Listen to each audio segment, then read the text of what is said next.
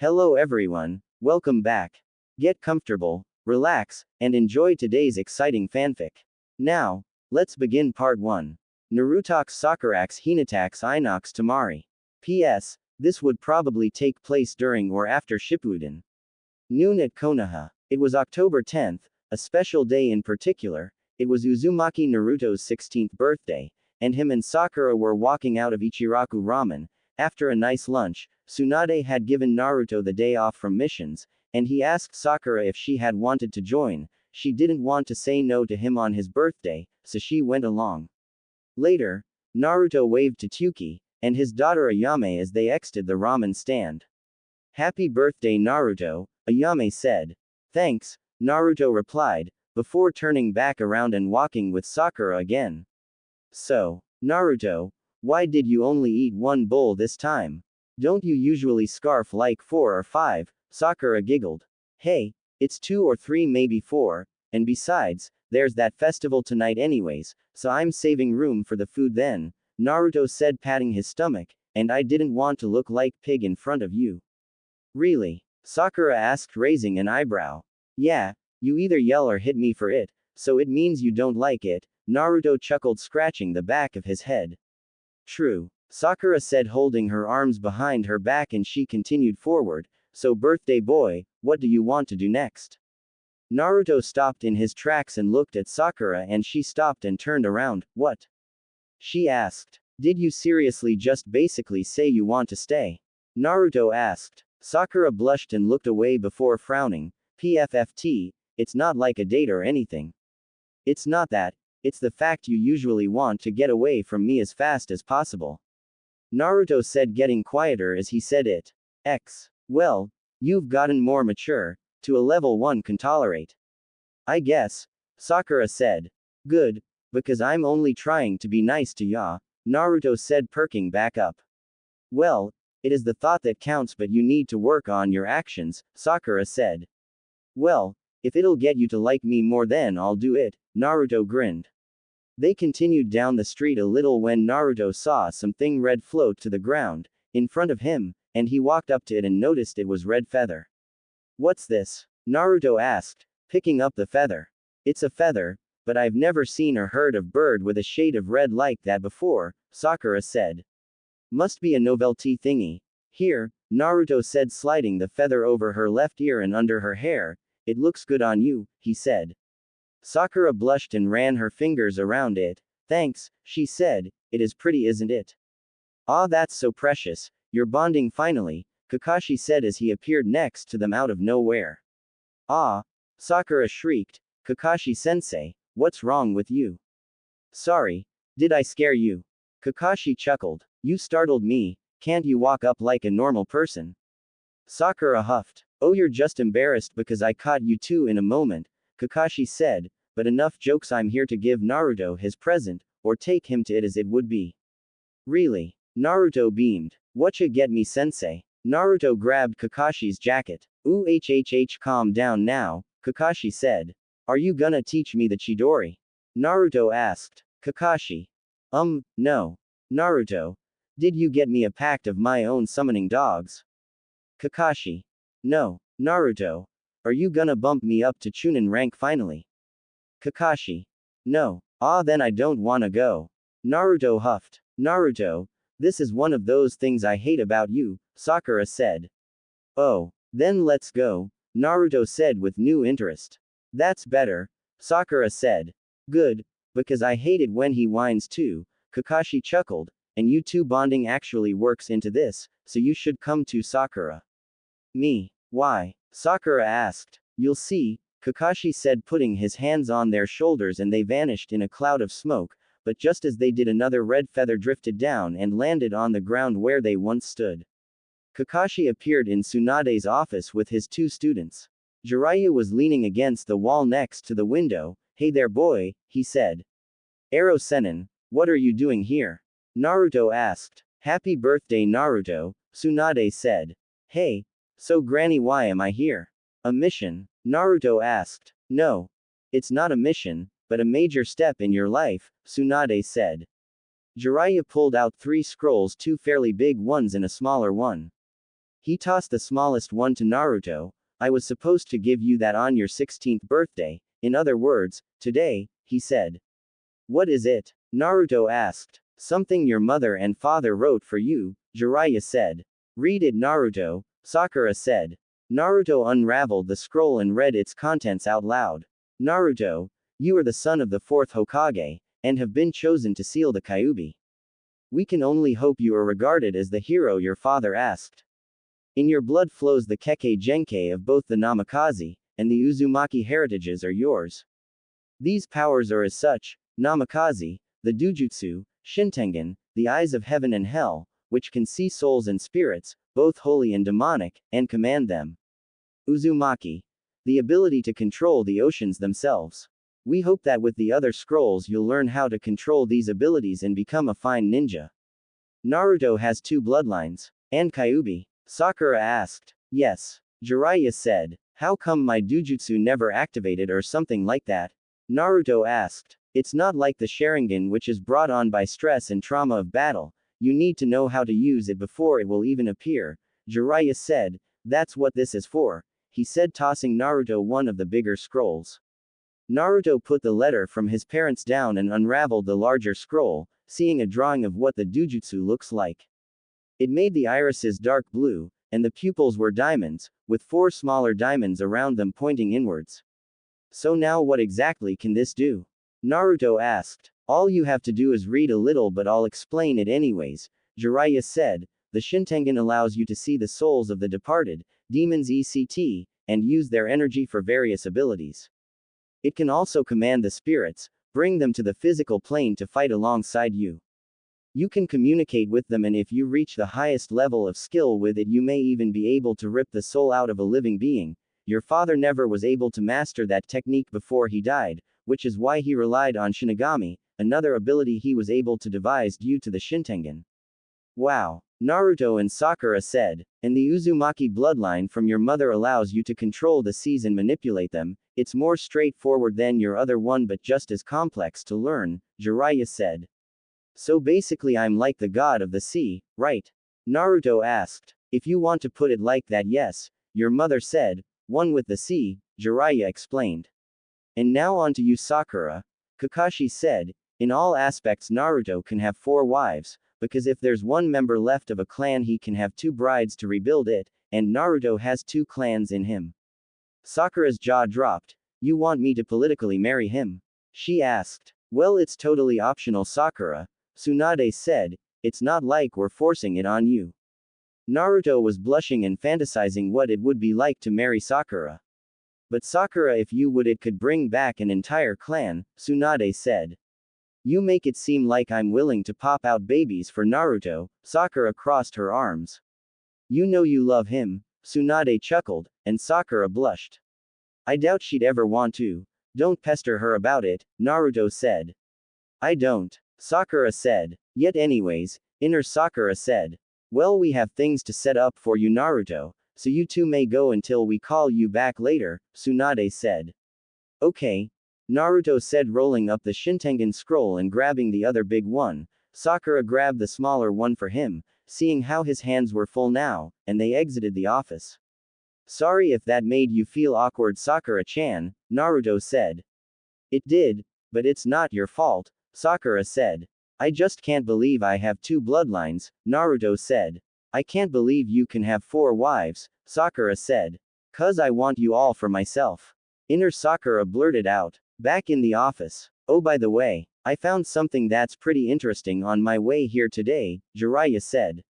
What's that? Tsunade asked. This, Jiraiya said, pulling out a red feather from his jacket and putting it on Tsunade's desk.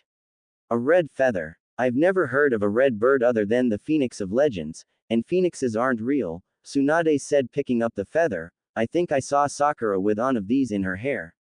I saw that too, so it leads me to believe it's some sort of novelty item from one of the stands from the festival that got lost or something, Jiraiya shrugged. But it doesn't feel fake. I'll have Shizune look into it, see if there's a stand that sells these, and go from there. Something's odd about this though, Tsunade said, staring at the feather. But onto Naruto's situation for now, Jiraiya said. The representative from Suna is coming and will be here by night. As for the others, I need you, Kakashi, to go get them, Tsunade said, handing him a paper that lists all the possible candidates. Go find them and tell them to meet me here by 19:00 hours. Yes, ma'am, Kakashi said before vanishing in a cloud of smoke. Well, I wonder if this will really be best for Naruto. He is stupid, you know, Jiraiya said. Not very optimistic of your student, are you? Tsunade said. Nope. Kid couldn't find his was out of a wet paper house in a hurricane. Jiraiya shrugged. It absolutely baffles me as to how Naruto is the son of the greatest ninja the Leaf's even seen, and yet it probably the worst it's seen. He's better than you give him credit for. He's creative, and never says die, and for him that's all that matters, Tsunade said. He's the only person I know that can survive simply because of that, Jiraiya said. What about Shikamaru for creativity?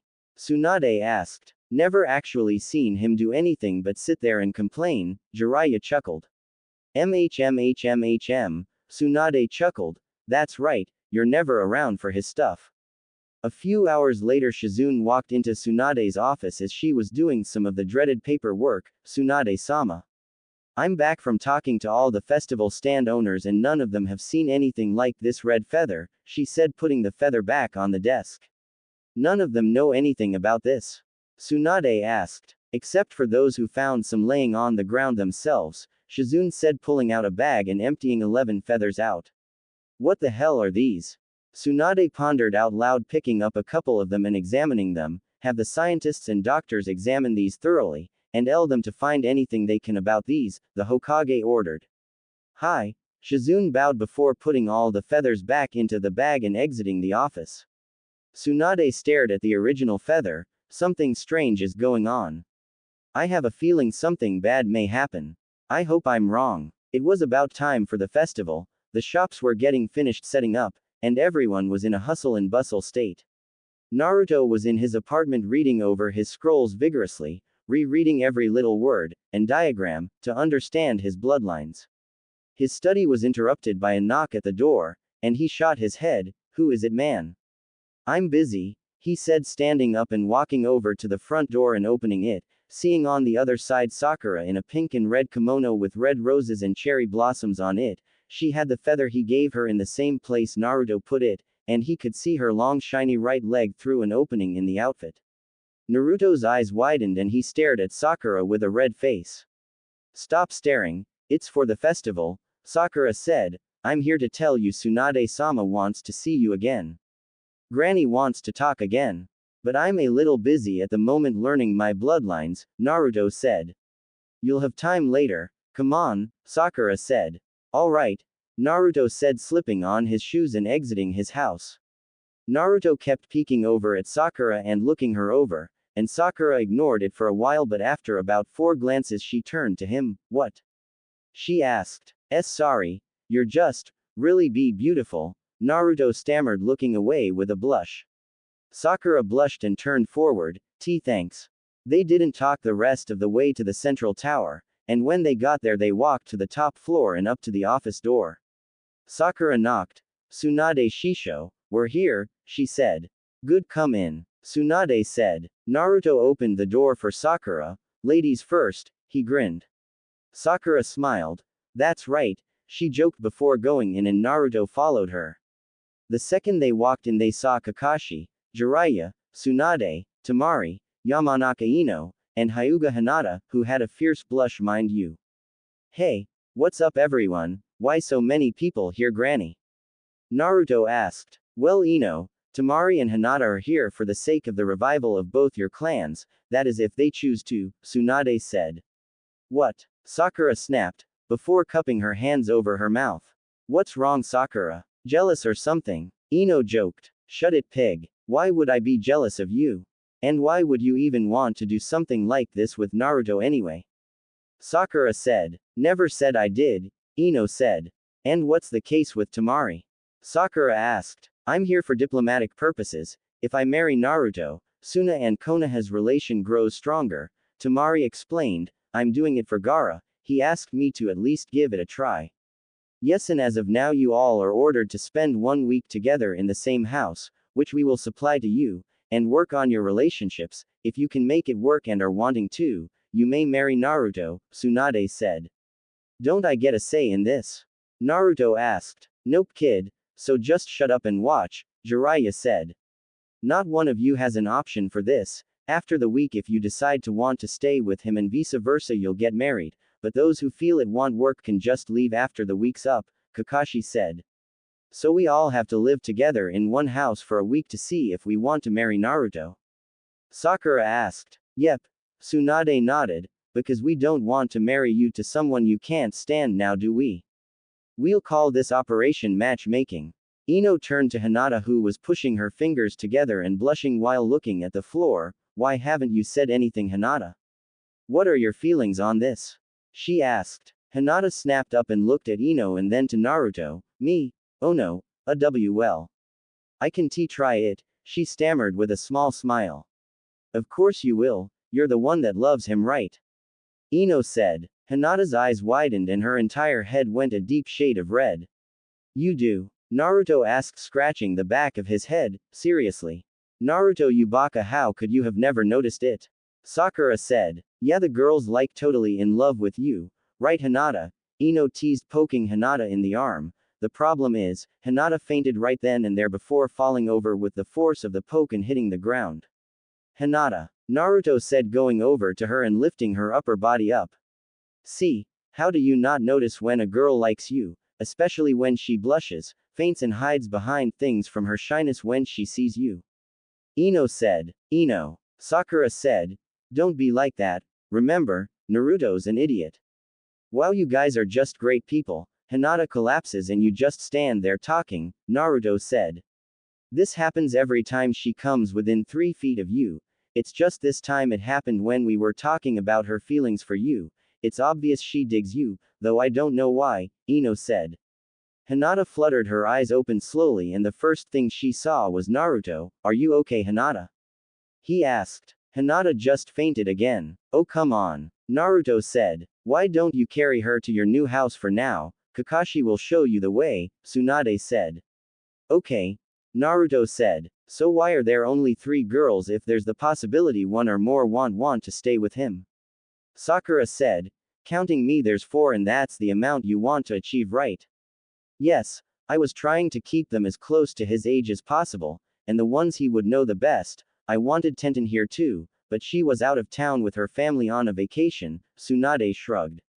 Come on you guys, I'll show you the way to the house, Kakashi said. Naruto picked Hinata's unconscious form up bridal style. With that, the birthday boy and the girls exited the room behind Kakashi. He led them to the northwest part of town, through about 5 streets until he came to a large wood and brick 2-story house. Wow, nice. I won't mind spending some unsupervised time here, Ino said. Party girl huh? Tamari asked. I like you already. You know it, Ino said. They saw the front door open and 4 Chunin walked out of the house. Hey, what are they doing there? Naruto asked. They're moving all of your stuff here, Naruto, and a few things from each of the girls' homes, Kakashi explained. So our parents are aware of this? Sakura asked. Of course, why wouldn't they be informed if their daughters were being set up for a possible marriage? Kakashi asked. Good point, Sakura said. Was wondering where my mom was. Guess she was being given the rundown on this. Let's go in already. I can carry Hinata for much longer, you know, Naruto said. Right, Kakashi said before leading them inside the house. As they walked towards and into the house, another red feather floated to the ground behind them. Tsunade walking into a lab-like room where there were 2 doctors and 3 scientists. One was examining the feather with a microscope, and other were writing down things. So what have you found out so far? Tsunade asked. Well, we haven't had enough time to get extensive with our search, but as of now we can't tell that they're anything but a red feather, and the color's not paint or artificial pigment of any kind, the man at the microscope said. There's something strange about these feather and I want to know what.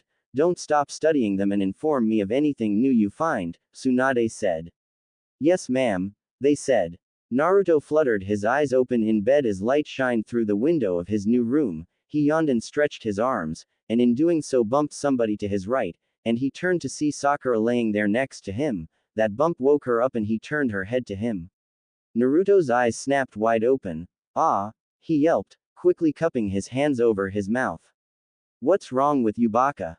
Sakura asked. What did we do last night? Naruto yammered. We didn't do anything, you idiot. I don't have a bed yet and I'm not sleeping on the couch or the floor, Sakura said. I just slept in the same bed as you, not with you. We didn't get crazy drunk and have rough. Nar. Sakura blushed ever so slightly, but her eye twitched and she backhanded him in face. No, how could you forget something that happened last night? We didn't have any alcohol either, she said, getting out of bed, and she was still wearing her kimono. Oh, that's right. And we didn't end up going to the festival, the blonde boy said. So, we didn't have. No, you idiot. Just be quiet or you'll wake them up. Sakura rolled her eyes and pointed her thumb behind herself, bring to Naruto's attention the living room, which was right out of Naruto's door, had Temari sleeping on a couch slumped over on the armrest. They saw Hinata laying on the ground with a rag on her head, and Ino, who was sitting on the floor but leaning up against the couch Temari was on, all dead asleep. Right, Naruto said before gesturing to zip his lips. Sakura's thoughts. Sakura turned and walked out of the bedroom into the living room and walked into the bathroom. She closed and locked the door before walking up to the mirror. She looked for a brush and saw one on a shelf, which she used to straighten her hair. She kept think about how Naruto thought they had. How do you forget something like that if you're not drunk? Then the curiosity gremlin in her kicked in, and she wondered what it would be like to have with him. Was he big and pleasure-filled? Maybe. Was he small and laughable? Hope not. Would she enjoy sucking on it? No. Would she enjoy having it slid inside of her, filling her entire womanhood? No. Would his juices be flavorful and rich? Who knows, damn it. Would it be sour? Sweet? Maybe milky? Milky as Nick. Stop. All of these thoughts were making her heat up between her legs. What's wrong? Inner Sakura blurted out. He's been your friend for so long. He's done more for you than Sasuke ever did. He can make you happy if you give him a chance. He'll even rock your world. I thought you were dead and gone by now. Sakura said in her head. I'll never be completely gone. I'm your subconscious. Inner Sakura said. But you know your curiosity and your make you want to try, right? I don't know. It's Naruto. He's an idiot. Take this morning for example, Sakura thought. Now you're just making excuses. Inner Sakura went silent. He's a lovable idiot. Wild and random thoughts of Naruto sliding his manhood into her, to licking her neck, and, to him ramming her hard from behind with everything he had. She felt a drip of moisture slide down her inner right thigh and she put the brush down and gave in. She slid her kimono off of her back and slid her hand under her panties and started rubbing circles around her, and she let out a slight moan. Why am I doing this? Sakura thought, as images of Naruto coming up from behind her and rubbing her hot for her came to mind, and she grew even more heated. Naruto. She moaned in a whisper, her face turning red, and she grabbed the counter of the sink with her free hand for leverage, due to her legs getting weaker with pleasure. She parted her as best she could with her ring finger and her index finger before rubbing up and down the insides with her middle finger, and Naruto, she moaned a little louder. Her juices were dripping and falling down her leg, as her panties grew saturated in them, and she then thought of him continuing to rub her as he slid his erection into her from behind, and he started pumping while licking her neck. This thought pushed her to dive her middle finger deep into her and she began to finger herself. Naruto. Naruto, she moaned, growing slightly louder each time. It feels so good, Naruto, yes. She messaged her with her palm as she used its motions from fingering herself, and she let go of the sink and started rubbing her left and pinching the slightly. Naruto, Naruto, Naruto. She said loudly as her released its tingling sensation filling her body with pleasure. What? Naruto called from the other room. There's no toilet paper. Can you get me some, please? She lied. Sure. She heard. The pink-haired Kunoichi pulled her finger out of her dripping.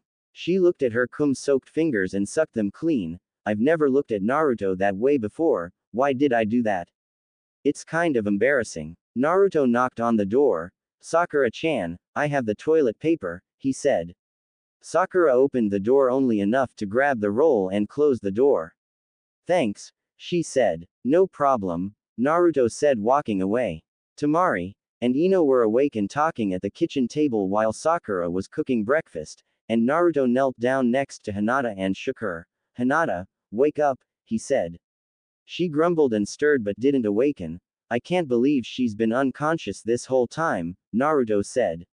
"Well, she was probably tired and it was kind of late when she fainted," Temari said. Naruto lightly slapped her cheek. "Hinata, wake up please," he said, and her eyes fluttered open. Hinata's thoughts. Hinata stared into Naruto's deep sky blue eyes. She could say it was the worst thing to wake up to. They were peaceful, calm and kind. She blushed and tensed up. "Are you okay, Hinata?" Naruto asked. "Uh-huh." Hinata nodded, sitting up, and she rose to her feet before biting her right hand's index finger on the knuckle. "Oh no. Hey Hinata, I'm sorry if we made you feel uncomfortable," Ino said. "Yeah, but you do need to work on that shyness," Sakura said. "If you wanna be Naruto's wife at least," she shrugged. Naruto-kun's wife. Hinata stammered. "Yeah, wouldn't you want that?" Ino asked. Well, it's just," Hinata couldn't find the right thing to say. "Be honest with yourself, that's what this week is supposed to be like," Temari said. It would be nice, but only if he wants to marry me. It seems like he's being forced into this," Hinata said. Naruto opened his mouth to talk, but Ino spoke first. "PFFT, what man wouldn't want 4 women to eternally satisfy him? It's like their ultimate dream." Naruto. "But I don't care about say. Ino. I mean, a guy with 4 willing women is not only like finding an oasis in the desert, but once you find it, you're a kid in Candy Land." Naruto. "I only want a serious relatio. Temari. And plus, it's not like there's any good men left on this planet." Naruto. Hinata. "I care about love." Ino.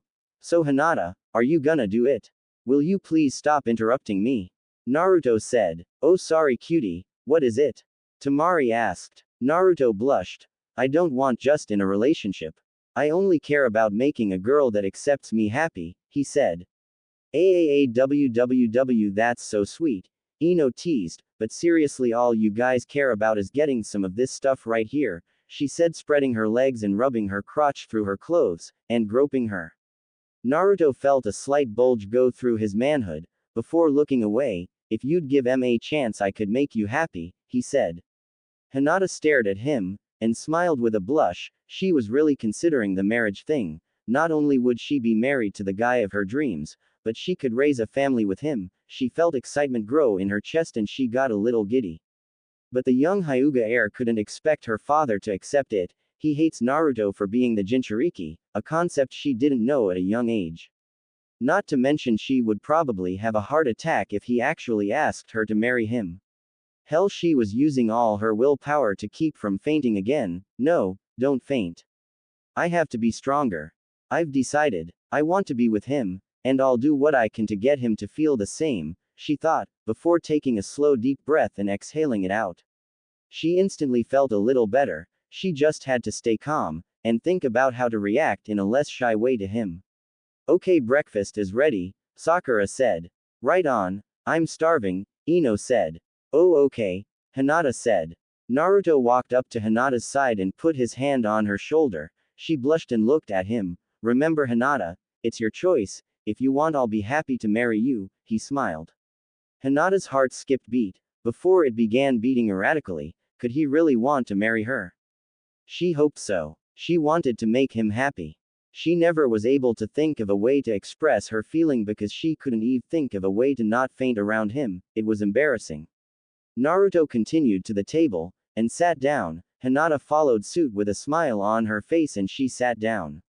Tsunade walked into the research lab and up to one of the scientists. "Please tell me you found something out about these things," she said. "Other than they're just feathers, we have nothing," the scientist said. "There is nothing that indicates these are more than that. The worst case scenario I can think of is it was some endangered or species of bird a smuggler was trying to sneak through Konoha, but got free." Tsunade massaged her temples. "Everything about me says there's something strange about these feathers. What about the books and documents? Did you find anything there?" Tsunade asked. "We've had our interns working all night, reading and searching through the books and scrolls and found nothing," the scientist explained. "We know it's not a phoenix because those are fictionally impossible, you can't come back to life after dying, under your own power. This is not a phoenix, those are reborn from ashes, not feathers. We are not dealing with a mythical bird here, Tsunade said. Ma'am, with all due respect, we can't keep wasting research time and money, studying red feathers that have no indication of being any more than just that. Red feathers, not just on your hunch, he said. Tsunade sighed in defeat. Fine, never mind, do whatever with them, she said, walking out of the lab. I apologize, Tsunade-sama, he bowed.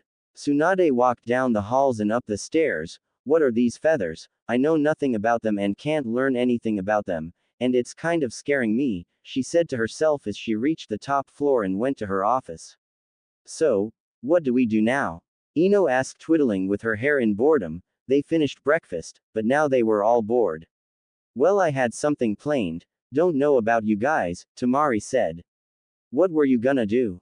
Sakura asked. I'm going to spend a little one-on-one time, Naruto. Tamari said. So you're like totally willing for all of this? Ino asked. Well, I promised Gaara I'd give it a try, and if I decide I like him enough I'll marry him, Tamari explained, taking the last sip of her tea.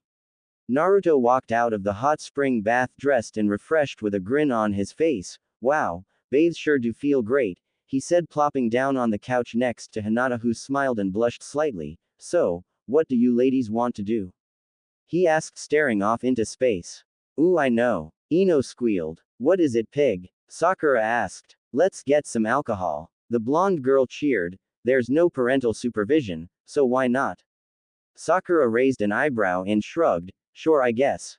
That sound fun, but aren't you girls a bit too young to drink? Tamari teased. And you aren't? Ino asked. Nope. Tamari said. That's what makes it fun, she grinned. So Tamari's in. What about you two, Hinata?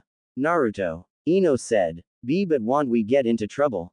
Hinata asked. No. Who's gonna catch us? This is our house for the week, Ino said.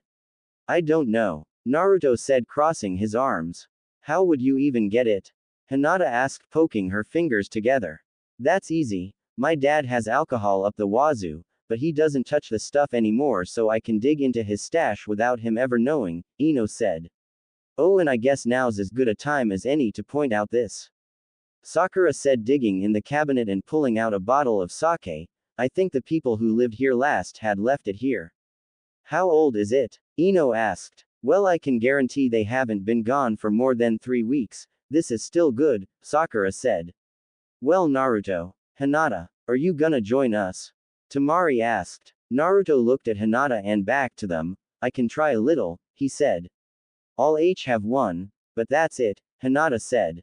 Suit yourself, Sakura, Hinata, Tamari, who wants to come with me to get the stuff from my house? Ino asked. I'll go, Sakura said. You wanna come, Hinata? Ino asked. We could use an extra pair of arms. Okay.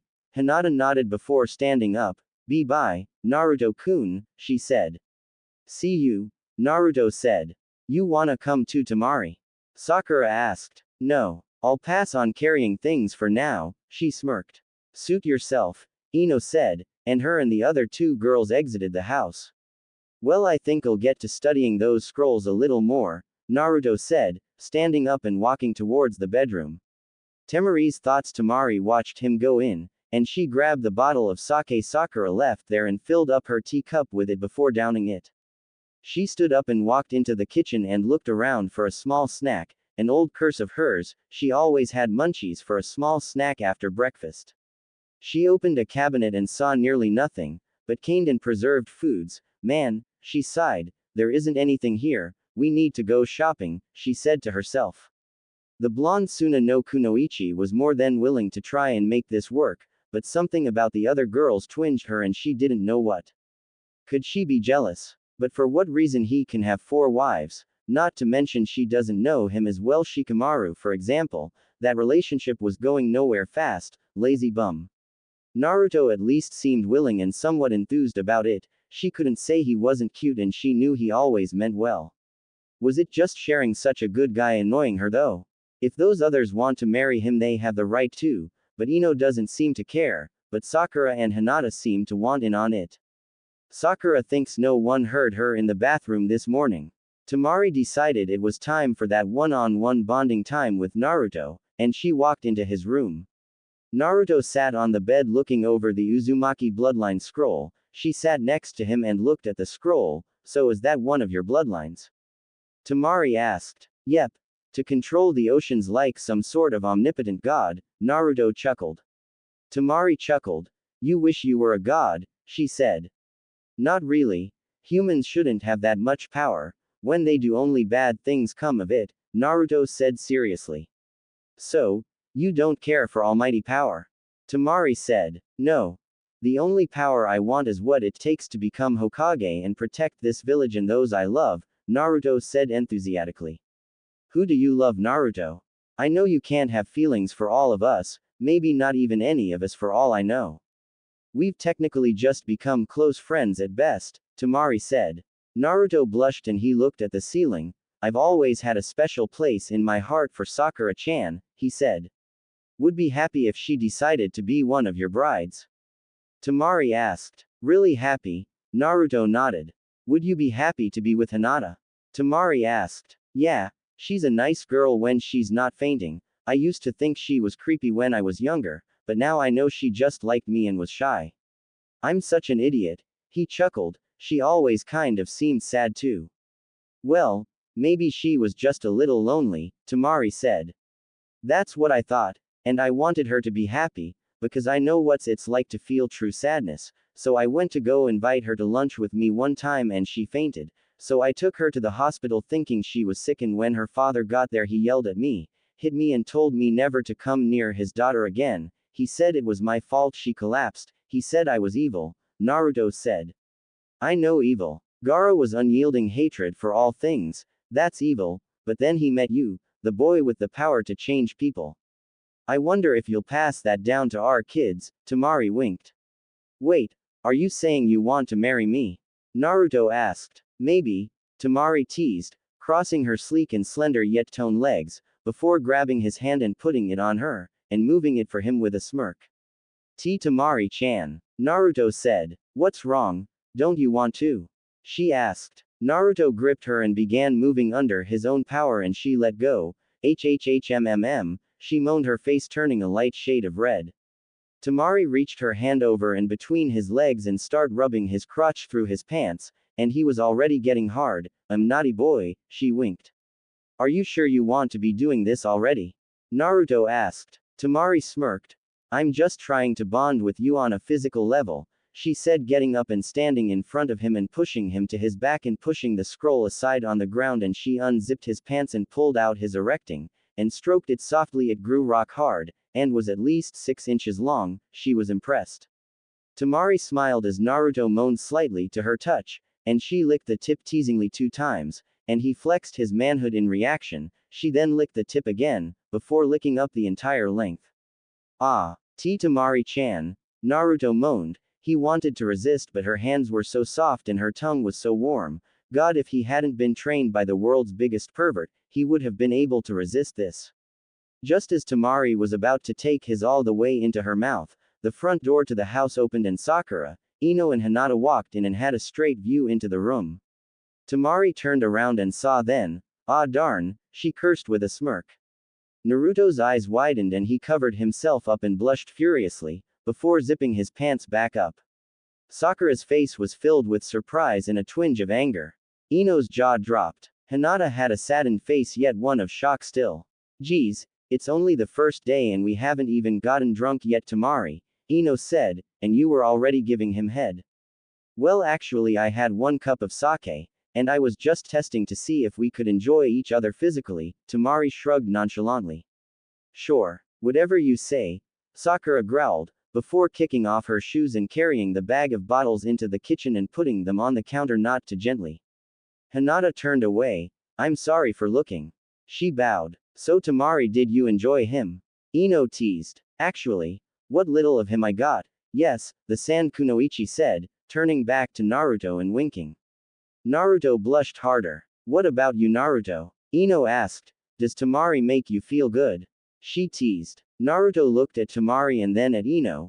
I'm afraid to say anything, no matter what I can think to say, it ends in one or more of you hating me, hitting me and screaming at me in my head. I could never do something like that, Hinata said, blushing, not to you.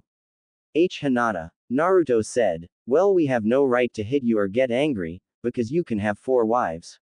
Sakura growled, obviously trying to play like she was okay with it. Well, enough talk of, let's get drunk. Temari cheered. The rest of the day was a simple party of getting drunk, laughing, talking, sharing thoughts, nothing on relationships, of course, arguing who the better kunoichi is. Ino's thoughts. It was getting dark outside by the time they took notice to the time of the day, and Ino was a little buzzed. She paced herself as to not get plastered and left, vulnerable. Though she wanted to be vulnerable at times, she took the time spent with the others in the house to think about how she wanted someone to cuddle with at night in bed, and how she wanted to be loved, and to love back. But was Naruto even the right one for her? Along with 3 other wives. She was willing to experiment with the girls, but Naruto was once originally a target of her anger, or more so her parents' and friends' anger. But on the bright side, he was a nice guy at heart, who couldn't care about his own well-being as long as others are happy and safe. He could be really sweet, yet ignorant and idiotic. But it's so kawaii. She'd never tell anyone that though. Yet anyways, she would every few minutes glance over at him and watch the motions he made, and listen to the stories he told, which actually were kind of comical because most of them ended with Jiraiya in some sort of pain from his research. Ino thought about what that boy's done for the village. He's battled off Gaara's giant beast, and he'd been a major asset in defeating Akatsuki up until this point, and he saved the Sand Village's cage, which thus made the economic and allied friendship between the 2 nations stronger. So Ino, you've been quiet the last few hours, Temari said. Oh, yeah, sorry, I was just thinking, Ino said. About what? You wanna bang Naruto? Temari chuckled before taking a sip of her sake. Ino blushed. Shut up, she huffed. I'm thinking about the possibility of marrying him. Naruto blushed. I'm flattered, Ino, he said. It seems the only one left in denial of trying it is Sakura, Ino said. PFFT. Don't drag me into your relationship games, Sakura said, taking a sip of her sake. Hey Sakura, Temari said, you know Naruto loves you, right? Sakura blushed and her eyes widened slightly. Well, it is kind of obvious he has a crush on me, she said. Naruto looked at Sakura. It's not just a crush, he said. Sakura's interest seemed to get perked. We'll talk about this later. I'm tired, she said, putting her cup down, and she got up and walked into Naruto's room and got into bed. Naruto looked at the floor. Temari turned to him. Don't worry, she feels the same whether she'll admit it or not, she said. Well, I guess I'm going to go to sleep too. Ino yawned. Good night, Mina too, Ino said, walking over to the couch and sprawling out on it. Naruto turned to Hinata, who was laying on the floor curled into a ball asleep, and he smiled, before getting up and going into the room and grabbing a blanket and pillow for her. Temari smiled. You really are a sweet guy, huh? She asked. Naruto smiled. Sweet is judged like beauty, in the eyes of the beholder. Do you think I'm sweet? Naruto asked. Yes, Temari nodded, but I'm hope you have a naughty side too, just for fun, Temari winked. So I take it you made your decision? Naruto asked. Maybe. She teased again before standing up and grabbing his chin and kissing his cheek. I'm still thinking about it. Be patient, you have a week, she said before walking over to another couch and laying down on it. Naruto dug in the closet for 2 more blankets which he draped over Ino and Temari, before he went into the bedroom where Sakura was, and he got into bed and drifted to sleep. Tsunade was on top of the central building staring into the starry night sky, and she sighed, at a time I should be happy for Naruto, these feathers just ruin it, my gut never lies, and it's telling me something is up, she said to herself. Just then a certain something floated down in front of her face and her eyes widened and she snatched it before looking at it. Another red feather, she said coldly. Naruto opened his eyes in bed and yawned as daylight broke through the window and into his room. The first thing he noticed was pressure on his chest like the weight of something, and he looked over to see Sakura with her head on his chest, cuddled up next to him tightly, with their legs intertwined. He blushed. Before smiling, she's really cute, he said to himself, and beautiful. Before combing his fingers gently through her hair, causing a smile to cross her face. Naruto. Sakura said in her sleep, nuzzling her head into his chest. Naruto smiled again, before he kissed her on the forehead, something he never saw a problem with, unlike most people who claimed it was too big. Sakura's eye fluttered open and she looked to see she was on Naruto, and she gasped and shot up. What are you doing to me? She asked angrily. I didn't do anything, I woke up and you were laying on me, Naruto said, before looking down. I wouldn't make you do something you didn't want to. Great. Now Sakura felt bad for some reason. I'm sorry. I did overreact. It's okay. Everyone's a bit grumpy when they first wake up, Naruto said, before hopping out of bed. Well, bathroom time, he said before exiting the room. He walked into the living room, where the other three girls were still fast asleep, and he went into the bathroom and closed the door. Sakura got out of bed and walked out into the living room and looking over the three passed out girls. We really need beds in here today, she said. Okay ladies, wake up, she said loudly. Ino opened her eyes and lazily lifted her head to look at Sakura. Why do we have to get up? She asked, annoyed. Because you're too lazy as it is, and we need to get some sort of beds in here today along with our other things. We've already spent 2 nights and a day here and we don't have our stuff here yet, Sakura explained. Hinata sat up. So loud, she said groggily. Seriously? Tamari said, sitting up. Can't a woman get her beauty sleep here? She yawned. Tamari-chan, you're beautiful enough, Sakura said with a smile and a mock-kind voice. Now get up already, she said seriously before walking towards the kitchen. Well, look at her. She's already exerting her motherly authority. Tamari chuckled and Sakura stopped halfway through her step and her eye twitched, as she blushed. Ino sneered at the reaction from her pink-haired friend. Oh yeah, she's getting ready to take care of Naruto's baby, taking the motherly figure, she added. Hinata blushed and looked away and Sakura snapped her head to Ino. Yeah, it's only a matter of time before she's laid out on a bed spreading her legs for Naruto to give her their child, Tamari said with a huge smile. Sakura's blush grew deeper. Shut up, she said. Oh, is it embarrassing talking about the time within the next week you'll be him? Tamari asked. Or are you just angry at us because we're competition? Competition for what? Naruto. PFFT please. That idiot. You can have him. I don't want him, Sakura said, turning around only to see Naruto standing there in the bathroom door with a blank face, hurt apparent in his eyes. Her heart sank when she saw him and her eyes widened. And Naruto. Don't worry about it. It's okay, Naruto said solemnly, walking past her into his room closing the door.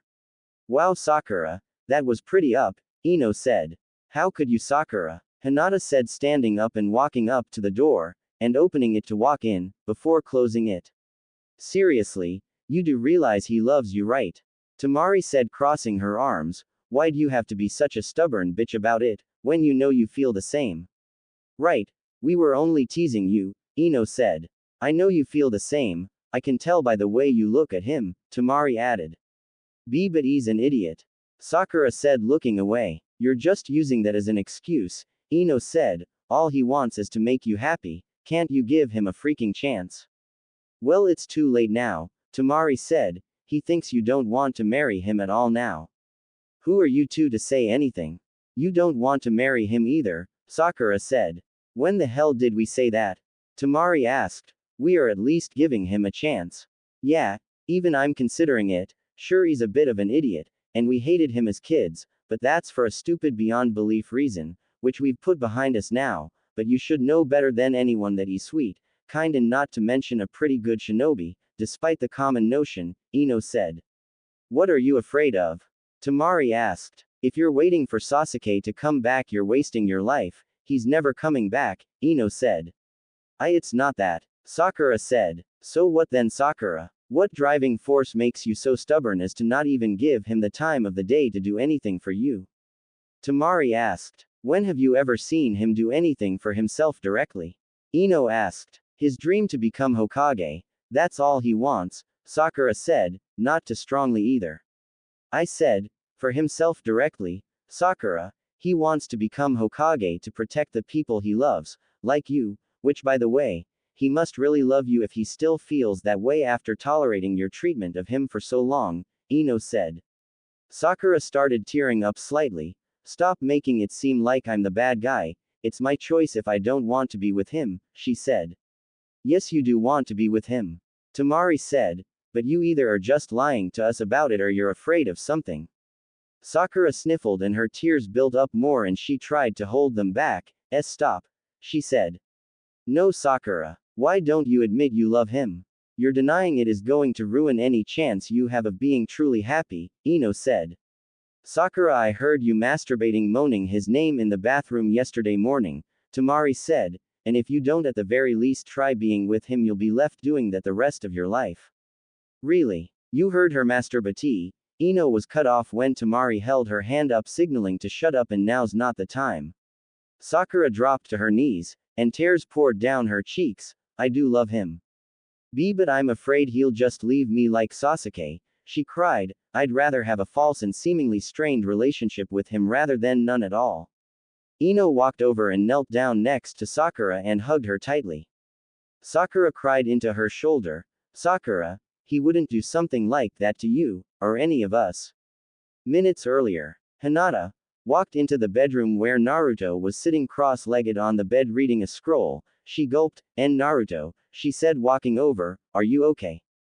She asked. Yeah, I'm fine, he said. He wasn't fine. Hinata already could deduct that. If that's the way she feels, it's okay, as long as she's happy. I'm sorry, Naruto. I know how you feel about her. Hinata said, and I feel the same about you, but I'd rather see you happy with Sakura than with me. Thanks, Hinata. You're sweet, he said, but if she doesn't want to marry me, that's fine, there are always others, right? Like Tamari, and Ino, and you, Naruto said. Hinata blushed. Do you even really want 4W wives? She asked. It's not my original intention, no, but for you girls I'll do it, he grinned. Can't say I would complain about it, he chuckled. Naruto-kun, gulp. I really, love you, I always have since we were young, and I always will. Her heart started beating at higher speeds than Guy and Lee could run for their lives. She couldn't believe she just told him that. She started breathing heavily yet quietly. I'm sorry for being so stupid as to not notice your feelings sooner, Naruto said. It's okay. I'd have died saying that any time earlier in my life anyways, Hinata said. Naruto chuckled. But Naruto, don't be mad at Sakura-chan, she feels the same about you as you do towards her, Hinata said. I was mad she hurt your feelings, but she must have her reasons. I'm not mad at her, don't worry, Naruto said. That's good, Hinata said. Let's go back out and you can talk to her. Okay. Naruto nodded, rolling up the scroll and putting it down before standing up and helping Hinata. Thank you, Hinata said. No problem. They walked up to the door and they heard Tamari, Ino and Sakura talking, and Naruto opened the door a little and looked outside to the living room and he saw Sakura drop to her knees crying. I do love him. But I'm afraid he'll just leave me like Sasuke, she cried. I'd rather have a false and seemingly strained relationship with him rather than none at all. Naruto's eyes widened. She was afraid I'd leave her. He said to himself. Ino walked over and knelt down next to Sakura and hugged her tightly. Sakura cried into her shoulder, Sakura, he wouldn't do something like that to you, or any of us. Sakura, go apologize to him and tell him how you feel, Tamari said. But he probably hates me now, Sakura said. Naruto opened the door all the way and walked out. I don't hate you, Sakura-chan. I was just disappointed, he said. Sakura pulled her head out from Ino's shoulder and looked at him. I'm so sorry, Naruto, for everything, she said. You never deserved any of it, she said, standing up and hugging him tightly. I love you so much, please forgive me. Naruto hugged her back. It's okay, I forgave you already anyways, I can't stay negative with you. Thank you, she said. Tsunade was walking through the streets of Konoha on her way towards Naruto's new house, and as she walked there was of course one thing stuck in her head, the feathers. She was irritated and she couldn't believe it either. I mean, aren't they just stupid feathers? Sure, they're red, but what's the harm in that? Well, that's what the Tsunade would like know. Why was she so damn uneasy about them? but the next thing to happen only made it worse as she walked past a booth and stopped in her tracks to see 4 red feathers hanging on display. Where did you get those? Tsunade asked the merchant. The feathers. I found them on the ground. Beautiful, aren't they? Would you like one, Miss Hokage? He asked. No. No thanks, I'll pass. I have something to being doing right now, Tsunade said before walking down the street. As she did, a customer came up and purchased one of the feathers. Naruto and Sakura were sitting on one of the couches, holding hands, while Hinata, Temari and Ino sat in a chair or on the other couch. So why don't you two kiss already? Ino asked. Yeah, she just admitted her feelings for you, so take advantage of the opportunity to kiss her, Temari said. Sakura blushed and looked at Naruto, who shrugged. It's your call, he said. No, there is no allowing, you just do it, Ino said. Sakura turned back to Naruto, and started moving their faces closer slowly. Naruto did the same. Naruto just thought it, and pressed his lips to hers, and started sucking on her upper lip, while she sucked on his lower lip. Sakura moaned slightly into the kiss. Hinata looked on. Oh, how she wanted to kiss him like that. They pulled apart. Ding ding ding. It finally happened, Ino said, and it only took 4 years, not counting the time in the academy. Well, did you enjoy it? Temari asked. Did it feel perfect? Ino asked. Yes, Sakura said with a blush and a smile, looking down. You're a really good kisser, Sakura, Naruto said, and your lips are soft too. Thanks, Sakura said. Just then someone knocked at the door. I'll get it, Hinata said, standing up and walking over to the front door and opening it. Hey there, Hinata, Tsunade greeted. Can I come in? Hello. Of course, come on in, Hinata said, stepping out of the way, and Tsunade walked in and kicked off her shoes, while Hinata closed the door. They walked from the foyer into the living room. I'll get some tea, Hinata said, going into the kitchen. Oh hey Granny, Naruto greeted. You really gotta stop calling me that, Tsunade said. Why? You may look young but you're old, like oold, Naruto said. Tsunade's eye twitched. Sakura slapped her hands over Naruto's mouth. He was just kidding, Shisho, she grinned. He'd better be, Tsunade said, before sitting down on a pillow at the circular table in the middle of the living room. So how is Operation Matchmaking coming along? Well, Sakura and Naruto are together now, Hinata said as the tea became ready, and she poured a cup for everyone and carried them on platter into the living room before putting it down on the table. Yep. In fact, they kissed for the first time not 5 minutes ago, Temari added. Oh really? Was wondering when that was gonna happen, Tsunade said. Oh, and by the way, Tenten will be back tomorrow and will be joining you. I don't think she'll want to stay. She has feeling for my cousin, Hinata said, handing Tsunade a cup. Thank you. That's what I figured, which is why I wasn't too concerned about her not being here, Tsunade said. You should consider marrying Hinata, she'd make a good wife and mother. Hinata blushed furiously as she handed the cups to everyone. So what did you want, master? Sakura asked. Well, just to check how the relationships were coming along so far, and to tell you about Tenten and that I'm making it mandatory for Naruto to spend one-on-one time with each girl. Mandatory? Hinata asked. Yeah, you need to get more on a personal level, Tsunade said. How's that going? Well, we're all considering it, Ino said. Not to change the subject, but you don't seem like yourself. Is something wrong? Sakura asked. It's probably nothing, the Hokage said. Then tell us, Temari said. Tsunade looked over the Chunin and Genin, poor Naruto, one Jonin, and decided she might as well tell them, so she dug inside the collar of her shirt and pulled out the red feather. These. Oh, I found one of those on the ground and gave it to Sakura, Naruto said. Yeah, I noticed it when she was wearing it. I don't know what, I don't know how, but there's something up with these things, Tsunade said. But they're just feathers, Sakura said. What's so bad about feathers? Sakura, have you ever seen a bird that even came close to this color before? Honestly, Tsunade said, and the researchers found nothing. Well, I can have some people at Sand look into it, see if they can find anything out, Temari said. Well, if it's not too much trouble for a simple feather. Tsunade said. It's okay. Gaara assigned me and Kankuro assistants, Temari said. I'll have them look into it. I'll send the message now, she said, getting up. Oh, I'll need the feather so they can have an idea of what they're looking information up for, Tamari said. Right, here you go, Tsunade said, handing her the feather. Tamari slipped on her shoes, and exited the house. A couple of hours later, Naruto was in the backyard of the house with Hinata. The blonde teen laid the Shintengen scroll out on the ground, before forming the tiger hand sign, and following the scroll's instructions, which were clearing his mind of all distractions, and focusing high amounts chakra into your pupils, while focusing lesser amounts of chakra in a spinning pattern around his eyes. He closed his eyes and focused his chakra to his pupils and spun chakra around his eyes.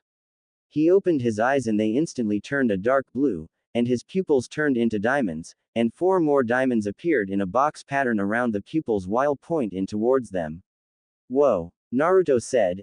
Everything he saw was dulled out, and the colors were brought almost to the point of black and white, and he looked over to Hinata and she was covered in a blue aura, to where there was no other color present on her, and Naruto noticed she had a blue outline, not only that it was shaking and vibrating slightly.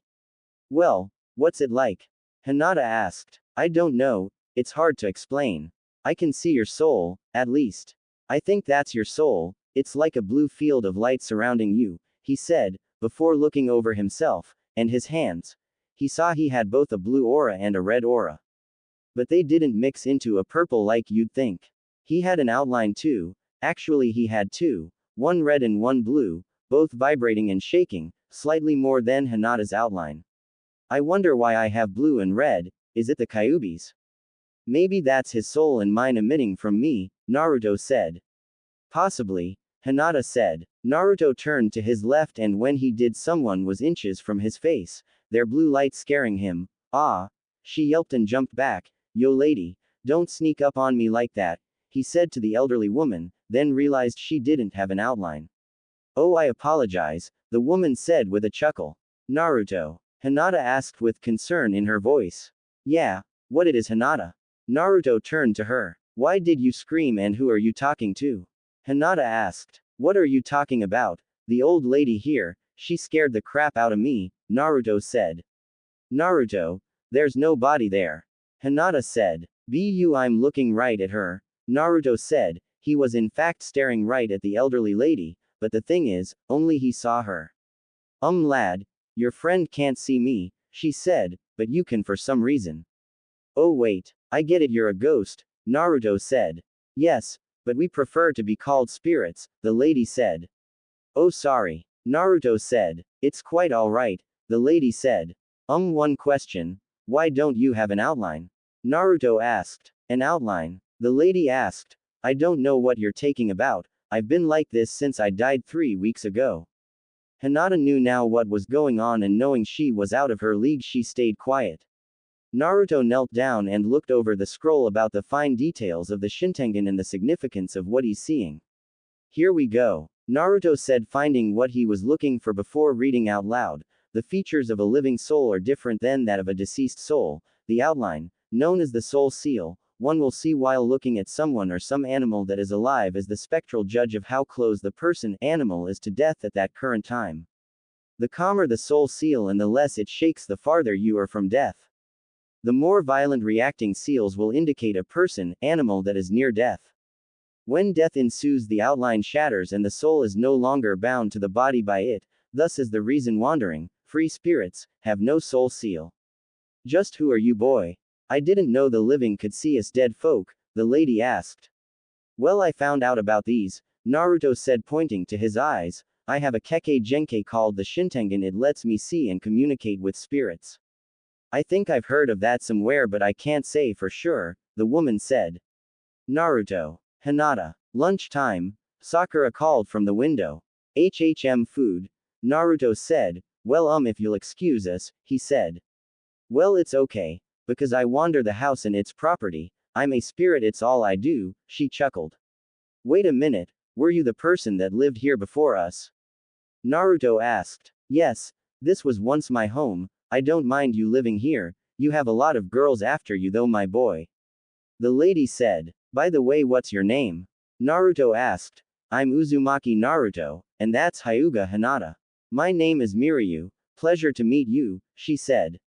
Later that night, After everyone moved the proper stuff into the house, Ino was sitting on the back porch looking at the starry sky, when she heard the back door slide open, and she turned to see Naruto walk out. Hey, why you out here by yourself, Ino? He asked, sitting down next to her. Oh, I was just enjoying the night, getting some fresh air, Ino answered. Hey Ino, when we were moving the stuff back into the house I stopped by your flower shop and bought some seeds to plant in the backyard. I know you like tending for them, at least that's what your mom told me. Yeah, I like working at the flower shop here and there, it's a way to make money when there's no missions going around, she said.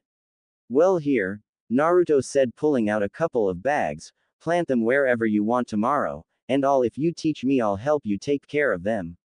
Thanks. Okay, you got a deal, me and you can take care of the garden, Ino said with smile, before hugging him, and he hugged her back. Hey Naruto, now that I got my own room in the house, would you stay with me tonight? I know you and Sakura have been sharing a bed, but I want to spend some time with you too, she whispered. Naruto blushed. Oh okay, if you want me to, he said. Thanks, I wanna cuddle with you. Ino said. Well, let's go inside for now, Naruto said. Okay, Ino said, and they got up and walked inside where Sakura and Temari were drinking some sake. Where'd Hinata go? Naruto asked. She went to bed so she could get up early for training, Sakura said. Oh okay, Naruto said. Okay Sakura, one more round, Temari said. It's 3-3, once we break this tie I'm hitting the sack.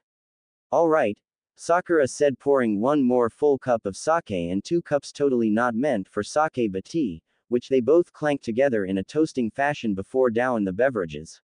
They guzzled it until Temari finished and put it down. Ah, I win, she said. Sakura finished hers. Damn, she said, putting the cup down.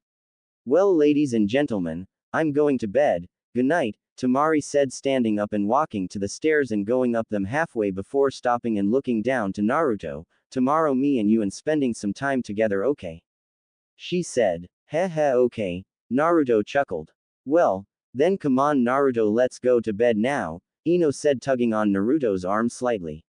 What about bed? Sakura asked, raising an eyebrow. Stop being jealous, Sakura. We have a right to see if we will marry him, Ino said. I'm not going to him, so don't worry. It's not that, it's just the first night me and Naruto are officially a couple. I wanted to cuddle up with him tonight, Sakura said. You can come with us, Ino said. I don't mind that, my futon's big enough. If Ino's okay with it, come on Sakura, we can all spend the night together, Naruto said. Oh okay. Sakura nodded, and they headed upstairs into the room Ino chose, and they got under the covers of her bed with Naruto in between them. Sakura had her head laying on his left shoulder and pressed tightly up against his side, while Ino had her arm around him with her leg intertwined with his, and she rested her head on his arm, which was around her shoulders. Ino kissed Naruto on the neck and then on the cheek before once on the lips. Night, she said tiredly. Good night, Naruto said before turning to Sakura, who pressed her lips to his. See you tomorrow, the pink-haired girl said. Naruto was laying in bed early in the morning. It was still dark outside, when all of a sudden he was forced awake when his eyes shot open and the Shintengen activated by itself. Naruto sat up silently, as to not wake up Ino and Sakura, who were still asleep. The blonde boy looked around the room. Why the hell did this thing activate on its own? In the middle of the night, no less, he said. Just then his eyes burned with pain and cupped his hands over them and hissed silently, damn, what the hell? He said, trying to stay quiet still. He opened his eyes again, still with the Shintengen activated, and when he did he saw a small red light, but the thing is, he pat his hand on the ground and felt nothing and the light was still shining. What in the? He said, standing up and walking out of the room into the hall, and he looked back at the say area. He could still see the light through the wall. He went downstairs still looking at the direction of the red light. It was like it was being shined through the walls and floors, and as he went down the stairs he noticed it seemed to be at his level now, so he walked towards it and realized it was in his room. He walked in and saw the red feather he gave Sakura lying on his desk. It was emitting the eerie red light, the feather. He said, and he grabbed it and picked it up, but the second he did, the light faded. He scratched the back of his head. Weird, he said, Was that some sort of residual energy from the bird's soul? Naruto-kun. He heard Ino and he turned to see the blonde girl standing in the living room. What are you doing? She asked tiredly. Oh, I'm sorry, Ino. I just kind of woke up and decided to get a glass of water, but then I remember the feather thing. He lied. Here, let's go back to bed, Naruto said, putting the feather down and walking into the living room, then the kitchen, before getting a glass of water. Ready? Ino asked. Yeah, let's go, Naruto said, and the two of them made their way back up to the bedroom. But within the visual spectrum of the Shintengan, the feather lit up once again with its red light. In the normal spectrum, the feather turned into a red liquid, yet still retained its feather shape, before it floated up off the desk and flew into the glass of the window, and the red liquid broke apart and seeped through the cracks of the window, before reforming back into a feather of the liquid, and flying high into the air out of sight from anyone who could have seen it, and headed due west from Konoha. All over Konoha, and other villages outside of Konoha, the red feathers turned to blood, still retaining their shape, floated up and headed west as well.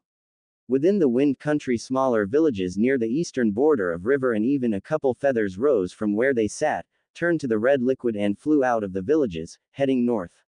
In other smaller villages throughout the continent, the feathers rose and swarmed to the same spot. Elsewhere, the hundreds of feathers swarmed a tall and sheer rocky mountain peak, where about 3/4 the way to the tip, they all flew into a cave at rippling speeds, like a swarm of locusts. The feathers snaked their way through the cave and came to a large internal chasm which seemed to be like an ancient shrine, with a tall stone pedestal in the center of 4-cylinder rock columns that had old seal markings on them. The pedestal itself had multiple eccentric seal markings all over it, and the feathers flew around the pedestal like a tornado, consuming the rock completely.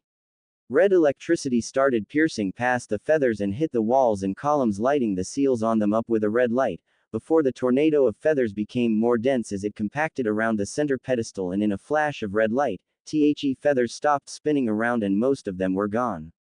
Well, actually they were now positioned above the pedestal almost in a sphere, as some remaining feathers flipped around in the air and floated to the ground slowly around the figure. The sphere opened, revealing it was not a sphere but a man, with two huge, red angel wings, but here's the catch, they were still liquid. The man had long spiky red hair with 3 bangs hanging in front of his face. He wore all black, a long black jacket with silver trim that went halfway down his calves, black boots, black pants, and a black undershirt. He also had a coin on a chain hanging from his neck. The man opened his eyes, revealing blood-red irises with slits for pupils going through them, but they weren't vertical, they were going horizontally. He looked around and then looked at his hands, which he had tight black gloves on, and he clenched his fists before looking forward. I've awoken finally, the ritual is complete, he said to himself, before lowering himself to the ground in front of the pedestal, and he turned back to it and smirked. So number 1 will be able to do it ever again, he said before slamming his fist into the rock pedestal, smashing it into hundreds of pieces, and he smiled before turning around and walking through the cave. As he did so, he scratched his left shoulder. I still don't know enough about this modern world, my feathers didn't gather as much information as I had hoped, he said. He extended his wings of red liquid feathers and flipped them once, lifting him off the ground, and he moved out over the ledge a little and looked down. It was too dark and too high to see anything. He got another itch in the same spot on top of his shoulder and scratched it again.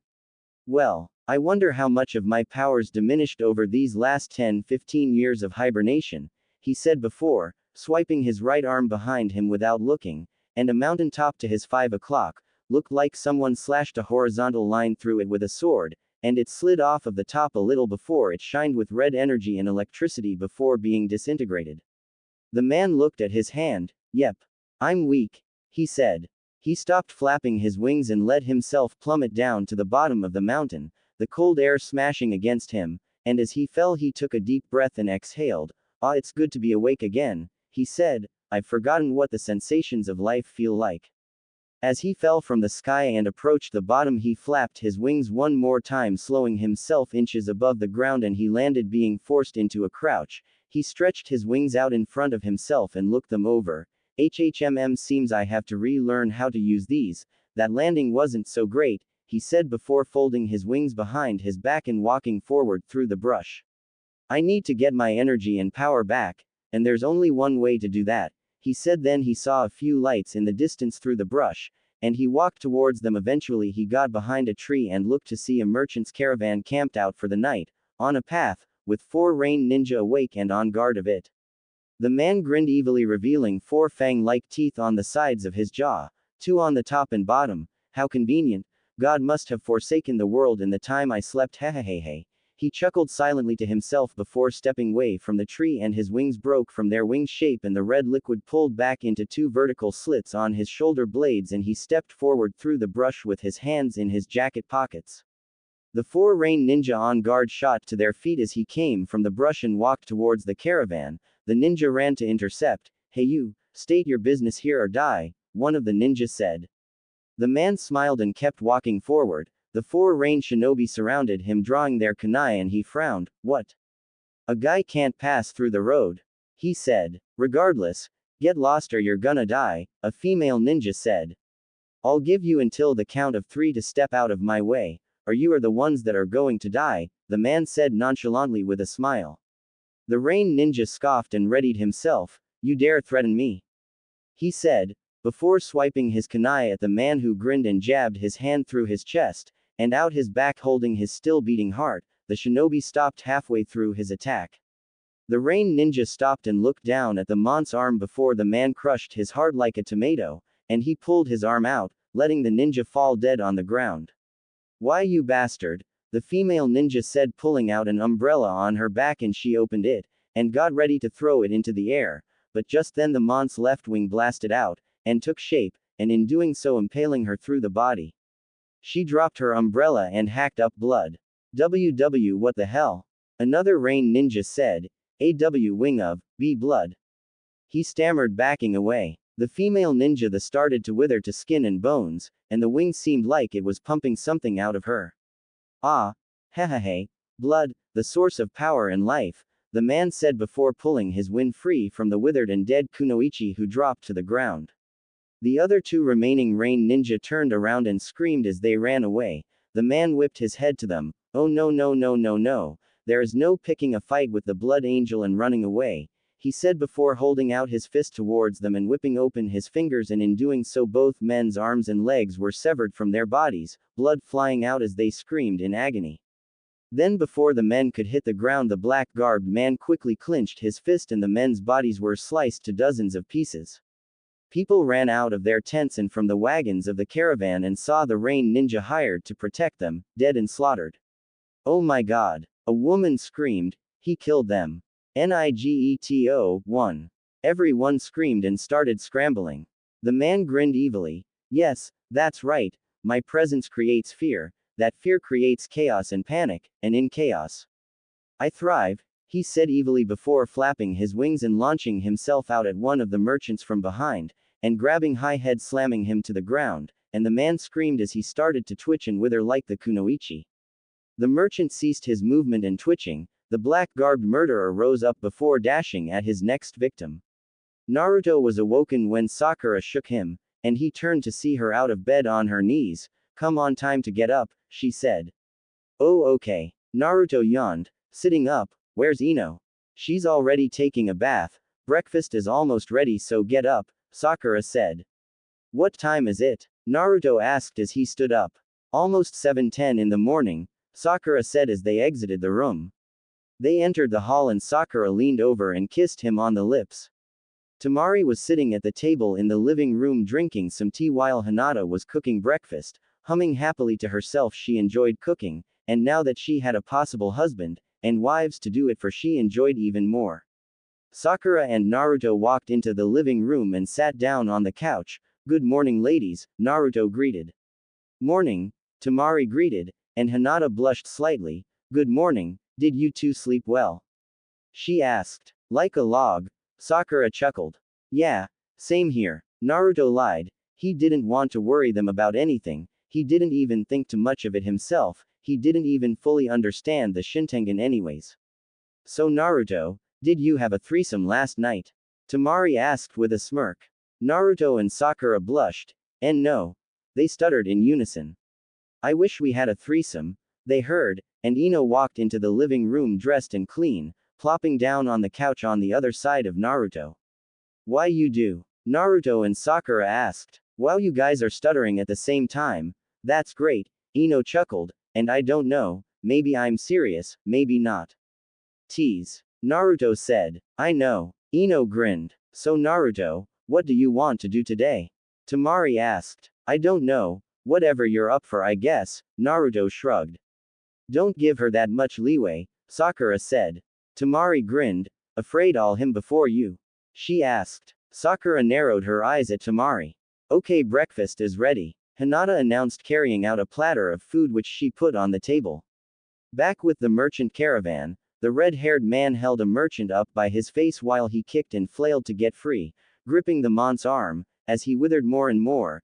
Stop, please, the man begged, and seconds later he went limp, and was dropped to the ground.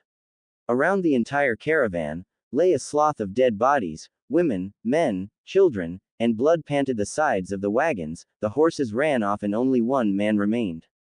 The surviving man was sitting on the ground, with his back to a wagon's side, shaking with fear. The attacker walked over to him and grabbed his neck before picking him up off the ground. Now, listen well. In exchange for your life, tell me, what is the greatest military power you know of? He asked. Gaghuff. The man choked. What? The black-garbed man asked in confusion. Garg. The man choked, holding his attacker's arm. What the air you trying to say, mortal? The man asked. The choking man gurgled and pointed to his throat, which the man had a tight grip on. Oh shit. The man said, letting go of his throat and instantly grabbing the collar of his shirt, still holding him in the air. Now speak. The merchant gasped for breath. Konoha, he coughed. What? Konoha. Konohagakure no Sato, of Hai no Kuni, the merchant coped. The black-garbed man raised an eyebrow. If the language structure is the same as it was 1,000 years ago, did you just say the Hidden Leaf Village of the Fire Country? He asked. Yes, the merchant panted. Who the name's the greatest military power? The Hidden Leaf Village. What connection to power does a leaf have? The man talked to himself, before scratching the annoying itch on his left shoulder again. I don't know, but that's the strongest military power in the world. The merchant panted. Where is it? The red-haired man asked. From here it's almost exactly due east, about a 3-day travel from here, the merchant said. Not when you have wings, my friend, the man replied, before once again scratching an itch on his shoulder, and her growled. Rrrrrr. He ripped a chunk of his shoulder's flesh clean off and whipped his wrist, flicking away the flesh, but held a pink strand of hair in his fingers. The merchant's jaw dropped when he saw this. The man dropped the merchant and looked at the hair with one eye as to focus on it, a pink hair. He asked himself, then a look of realization his face. Oh, right, that boy stuck one of my feathers in that girl's hair, he growled as the flesh on his shoulder grew back, and the wound was gone. Not to interrupt, but what are you gonna do with me? The merchant asked fearfully. Oh, right, you. I'm a demon of my word, you may live, he said. Just then he grinned, and I'm even feeling a bit generous tonight, seeing how this is the beginning of a new age. What? If you pledge your eternal loyalty to me and me alone, I will grant you power beyond your wildest dreams, the man said. What's the catch? The merchant asked. The catch? Well, I told you, eternal loyalty to me, he said. I punish those who oppose me and reward those who are loyal, he said, digging in his jacket before pulling out a small glass vial of blood. What is that? This is something I put together before I went into hibernation. Tell me, have you ever heard of the Biju? He asked. Yes, the 9 multi-tailed demons.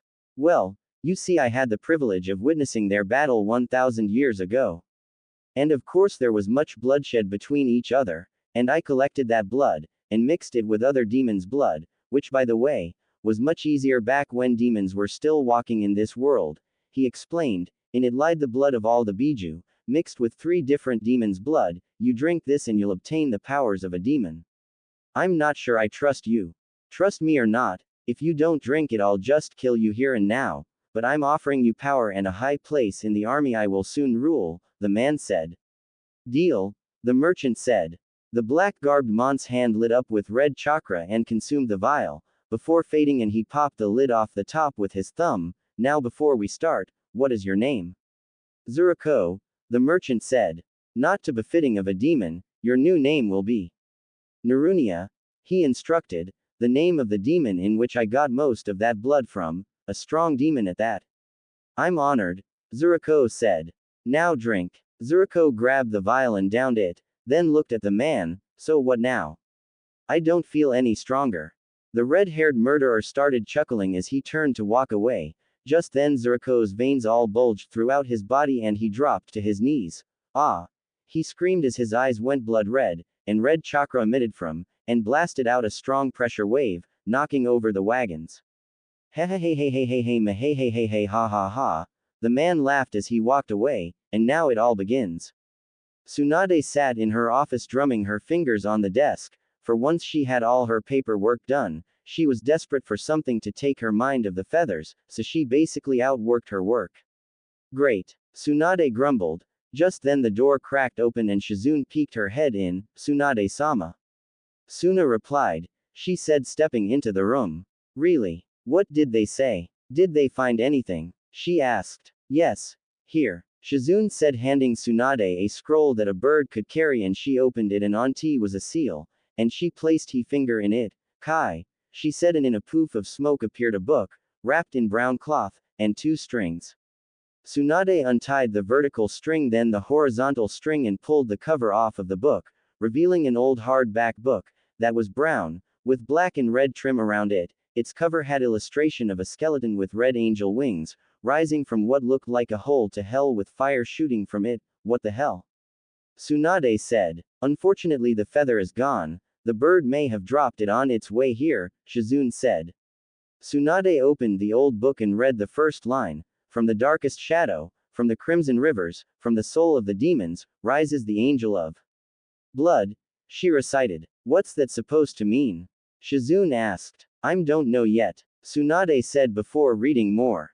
Long ago there were brothers, both skilled in the art of the blade, but one was always superior to his younger brother, a year's worth of experience separating the two. For years the younger brother lived in the shadow of his elder brother, and jealousy drove him to abandon his family and all he knew, before he wandered the lands fighting all warriors he encountered, and slaying them all. He fought and fought to get better than his elder brother. In his journeys the younger brother was caught in a fierce storm and was forced to take shelter in the confines of an ancient demon temple, where he was ambushed by the creatures of the underworld.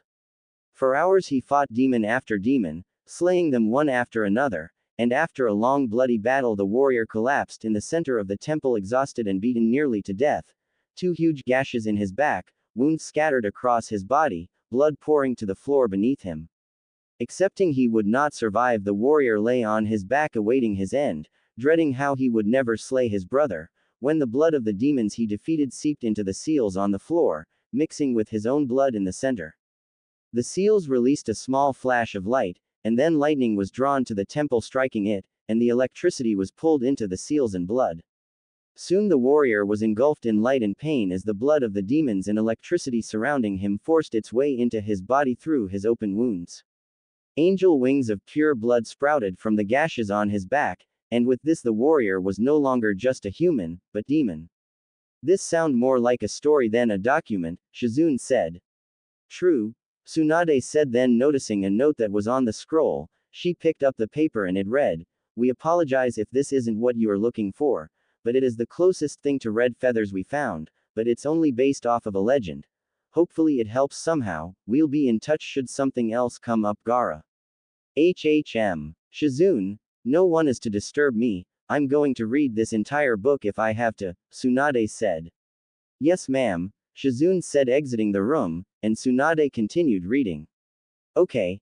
I'm ready, Naruto, Tamari said. Alright, Naruto said, before turning to Sakura. Well, I gotta go. He kissed her. Bye. If she tries anything, tell me I'll break her face in, Sakura said. She won't, Naruto said before turning to Hinata and Ino. See ya later, Ino said. Bye. Have fun, Hinata said. Naruto walked over to Tamari, who was at the front door. Let's go, he said. With that, Tamari and him exited the house. Well, I got some really early training in this morning, but now that I got a full belly, I'll be able to go seriously, Hinata said. Do either of you wanna join me? She asked. No, I'll pass, this is my paid vacation, Ino said. I'll pass, Sakura said. Okay, Hinata said before going out to the backyard. I think I'll plant those seeds Naruto gave me, Ino said standing up from the couch and walking up the stairs to her room to get the seeds and gloves ECT. Sakura watched her and stood up before following after her.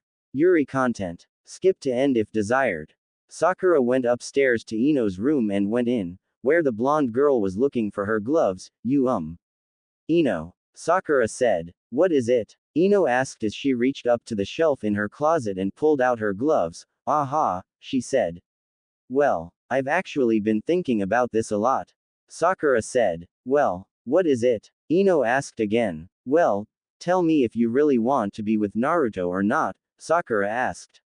Of course, so far there's nothing telling me not to, Ino said.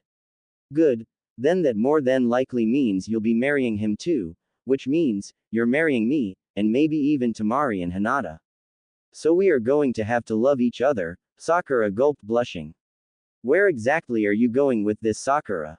Ino asked raising an eyebrow. Well, to tell the truth, I've always had a special place in my heart for YU. Ino, Sakura said, and I was thinking we should connect and, explore, each other. Ino smirked, and tossed the seeds and gloves onto her desk. What do you mean by, explore? She asked getting inches away from Sakura who was blushing fiercely. I'm, not exactly, sure, she stammered. Ino wrapped her arms around Sakura, like this. She asked hotly before licking Sakura's neck, and then kissing it. I knew, Sakura gasped. Ino got close to Sakura's ear. I've always had a special place for you too, Sakura. I was serious about that threesome earlier, she whispered. It would have been so hot, she said, shivers up Sakura's spine. The pink-haired girl slowly wrapped her arms around Ino. Ino smiled and kissed her on the lips, sliding her tongue in. Sakura's eyes hazed over and she closed them and played with Ino's tongue. Ino's face turned a light shade of pink, and she started running her hands up and down Sakura's body, feeling her form, before bring her left hand up to Sakura's right and massaging it gently. Sakura moaned into their kiss. Ino slid her hand under Sakura's shirt and grabbed her, before she began kneading it. She broke the kiss and started sucking on Sakura's shoulder. Ah! Sakura moaned. Ino pushed Sakura onto the bed and pulled her shirt before licking her erect, and nibbling them. Ino. Ooh. Sakura was going wild, she never knew Ino could turn her on like this. Ino slipped a hand between Sakura's legs and rubbed her through her shorts. Sakura hummed, pumping her hips. Ino stopped sucking on Sakura's and trailed kisses down to her navel before she pulled off the shorts and panties underneath them. Ino went spread Sakura's legs and licked the inside of her thighs, up and down on both sides. Ino put her finger on Sakura's and started rubbing it in circles, while she licked Sakura's thighs. Ino, Sakura moaned deeply. Sensitive and really wet. That's hot, Ino purred, before she went down and started sucking on her, and playing with it with her tongue. Sakura grabbed Ino's head and pumped and rolled her hips. Moto, she moaned. Damn Sakura, you're so horny right now, Ino said, sliding a finger into her while she continued to lick the. I didn't know you could do this to me so good, Sakura said. Ino smiled and parted Sakura's before licking the inside up and down, twisting her tongue intensifying the pleasure she was giving, and God she was so horny herself, she couldn't take it anymore, so she slid her hand under her shorts and skirt and started fingering herself. Sakura saw Ino and sat up pushing Ino to her back, and getting on top of her in a 69 position, before she pulled Ino's shorts off and moved the skirt out of the way and began licking at her. Ino gasped and moaned before she started fingering and licking Sakura's again. Sakura pumped her hips back into it, but she never stopped licking Ino's. Ino began pumping her hips too, as Sakura slid a finger into her, moving it around everywhere. Ino's face was getting covered in Sakura's juices, as it leaked out. Both girls were moaning loudly. Ino could feel Sakura's tightening every second, and she was close to an orgasm. Ino dived her tongue deep into the pink-haired girl's it. Sakura whipped her head back, anew. She cried, as her exploded with pleasure that rippled through her spine, and cum leaked out covering Ino's face and her own thighs. Ino licked her mouth and lips clean. You taste really good, did that feel good? She asked. Yes, so good, Sakura panted before climbing off of Ino and bedding between her legs, but you didn't cum, did you? Ino shook her head. Okay, Ino said before she started licking Ino's. Ino arched her back and moaned, digging her fingers into the blanket. It felt better now that she didn't have to do anything. Ah, Sakura. Sakura grabbed Ino's hips and dug her tongue as deep as possible, while she rubbed her with her thumb. Sakura, I'm coming. Ino moaned. Sakura sped up her motions and within seconds Ino came, and cum dripping and leaked out of her onto the bed. They laid there side to side before kissing. Did you enjoy exploring? Ino asked. Yeah. Sakura nodded. The Tenten pole will be open until I finish off the week of Operation Matchmaking. Naruto yawned as he opened his eyes. He saw Temari with her back pressed into his chest and he had his arms around her. He could feel her soft and silky nightgown. He remembered last night, and how they went for a walk, ate some dinner, they sparred a little, and even made out for like 15 minutes, before coming home and going to bed late, after everyone else went to sleep. Now the only one you haven't slept in bed together with is that Hinata girl. You should give her attention too, Kyuubi said. I was planning on it today, Naruto answered. You awake? Temari asked. Huh, yeah. How long have you been awake? Naruto asked. About 10 minutes. I was just waiting for you to wake up, so I didn't disturb your sleep when I got out of bed, Temari said, turning to face him, wrapping her arms around him. So, anything interesting planned for today? Naruto asked. No. Nothing spectacular, that won't piss off Sakura at least, hehehe. You, Temari said. I was hoping to spend some time with Hinata, Naruto said, and I wanted to ask Granny where I would be able to train my Uzumaki bloodline. Yeah, she does seem neglected. I can help you if you want, Temari said. Maybe a little later because I need one-on-one time with her, Naruto answered. That's fine, Temari said. What about your decision? Naruto asked. For what? To marry you. Well, you'll just have to wait and see, Temari said, kissing him, before sitting up and stretching her arms high above her head. Temari got out of bed and exited the room. Naruto got up too and he slipped his clothes over his boxers. Damn, I'm hungry, he said to himself before exiting the room. Elsewhere on the continent, Narunia and the Blood Angel were walking down a path heading towards a town, when Narunia turned to his new lord and master. So my lord, you've left out one very important detail. Oh. And what is that? The man asked. What's your name? Narunia asked. Oh right. Yeah, I always do tend to forget to introduce myself.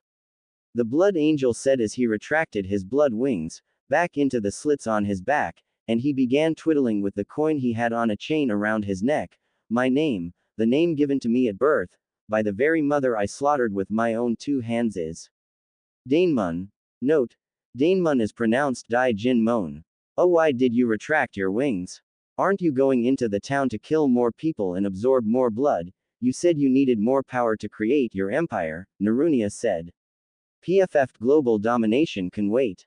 I want to have some normal fun for now and re-experience life, but I like your attention to detail. It probably comes from the merchant in you, Daemon said.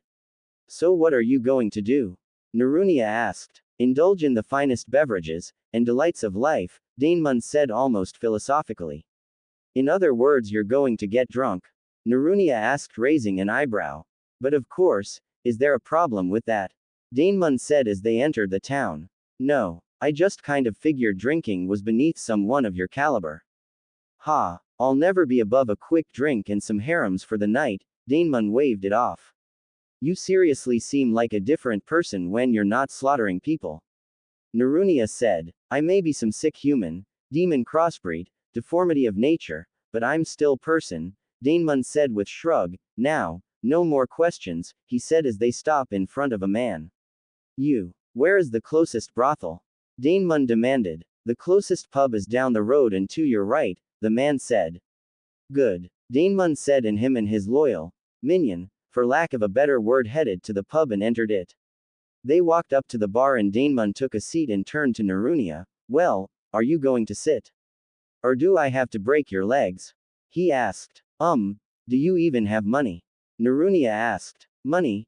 Oh, right. Yeah, I picked some up from one of your buddies back at the caravan. Guy was loaded. I'm only paying because right now I'm not a demon with blood wings hell bent on world domination. I'm just a guy wanting a drink, Daemon explained. Narunia shrugged and sat down. The bartender walked up. Okay, what can I get you guys? He asked in a gruff voice. Your strongest alcohol, Daemon ordered. And you? The bartender asked Narunia. I'll pass, he answered. Narunia. Daemon said. No response. Daemon frowned. Narunia. No response. Daemon's eye twitched. Narunia. He snapped. Oh shit, that's me. Narunia snapped his head to Daemon. Sorry boss, not used to that being my name. I'm used to being called Zuriko my whole life. Well, your old life is dead, and your new one started yesterday, so you might as well celebrate with a drink, Daemon said, just as the bartender put his drink down next to him. Like this? The Blood Angel said, grabbing the cup and downing it. Fine, why not? Let me get what he's having, Narunia said to the bartender. Coming right up. Refill for me, thank you, Daemon said. It was about 10 in the morning and Naruto was walking into the central building, and up the stairs towards Tsunade's office, and he opened the door. Granny, got a minute? He asked. Tsunade was already neck deep in paperwork again and she looked up at him. What is it, lover boy? She asked. Don't call me that, Naruto said. I'll stop calling you that when you stop calling me, Granny, got it? Tsunade returning back to her work. What is it you wanted? I was just wondering what way I could train my Uzumaki bloodline. Naruto said. Oh. The one with the oceans. Well, your mother is where you got the name from, and she hailed from the Whirlpool country, a place with much water, but when Operation Matchmaking is over I'm sending you all to the land of waves for you to train, Tsunade explained. Oh, and by the way, did you learn anything about those feathers? Because with my Shintengen I saw the one in my room glowing a red light. Naruto said. Tsunade's interest was piqued now, and she raised an eyebrow. Really? She asked. Well, I haven't found out much about them, but Suna did reply, they sent us this book. Tsunade said, pulling the said book from her drawer and handing it to him over the desk. Naruto grabbed it and looked at it. Whoa, creepy, he said. I know, but it sounded more like an old-fashioned legend though, Tsunade said. I haven't gotten a good chance to read it yet, but on one page it said, Feathers of Red, the symbol of the Blood Angel. It said that they're the precursor to the Blood Angel's wrath on the world. Blood Angel. Naruto scratched the back of his head. Never heard of it. Neither had I before this, but this book is dated back over 900 years, Tsunade said. Naruto's eyes widened, and it's still in that condition. Well, apparently they had it in a vault of old documents and books, so it persevered, Tsunade said. Naruto flipped through the pages and in one saw an illustration of a man in all black, opening giant stone gates with red lightning, and demonic and evil-looking arms crawling to get through the door. He flipped to another page and read some of it. Tsunade looked at him while he read. Anything interesting? She asked. Well, there's this. Naruto said. In the last year of the Blood Angel's reign, the elder brother he seeked so hard to surpass finally silenced his rampage across the plains. At the sacrifice of his own life, the elder brother separated the power of the Blood Angel from his own body, and turning it into a dense crystal of chakra, before the body withered and died. No one knows where the crystal is sealed but the one who died to put it there, but this isn't the end of the story. What else? Tsunade asked. There's more. He answered. It's believed that though the Blood Angel is no more, before he died he passed his seed on to that of a human woman. She gave birth to a young red-haired boy who was a normal child except for his eyes, until the day he turned 10. When he sprouted the wings of the Blood Angel, and through genetic memories, he remembered his father and his goals. Thus, he murdered his mother and began the new reign of the Blood Angel, slaughtering hundreds of skilled warriors alone, growing more powerful as he went, but 13 years later that reign stopped. No one knows why or how, but the new Blood Angel vanished and was never heard from again. Odd. It seems like something of such power shouldn't have just dropped off the face of existence, Tsunade stated. Naruto flipped through multiple pages until he came to the last one, which was a picture of a blood-red crystal, emitting red light and electricity, and words at the bottom of the page. It's claimed that any who could find the original Blood Angel's crystal could obtain his power, so it also claimed his son was searching for that crystal and died trying to find it. Ha! If these feathers mean what I think they mean, he's still alive and kicking, but this book is over 900 years old, and if the story in it was only a legend at the time it was written, it would mean it was close to 1,000 years ago that this Blood Angel and his son existed, but if he's got human in him he shouldn't be able to live that long, even if he's got demon in him, Tsunade said.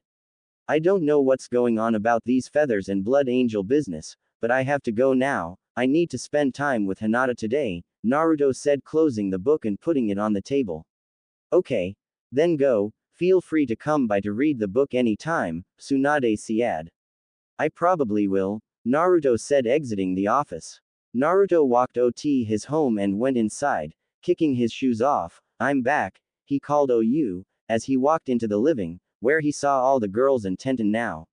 Oh, I thought you were supposed to be here yesterday, Naruto said. I just got back from a long trip, the only place I was going was the bath and then bed, Tenten said. That's understandable, Sakura said. But I'm here now, so what do we do? Tenten asked, sitting back on the couch. Well, I was going to spend some time with Hinata today, Naruto said. Hinata blushed and smiled. Well, that's fine. Anyone wanna spar? Tenten asked. I'll go with you. I need to stretch my legs, Sakura said. Cool, Tenten said. Well, Hinata, go get ready. I need to take a bath real quick, Naruto said. Oh, okay, Hinata said. God, she was so excited. She's never been on a date before, let alone with Naruto of all people. Naruto headed into the hot spring bathroom. He loved having a hot spring in his house.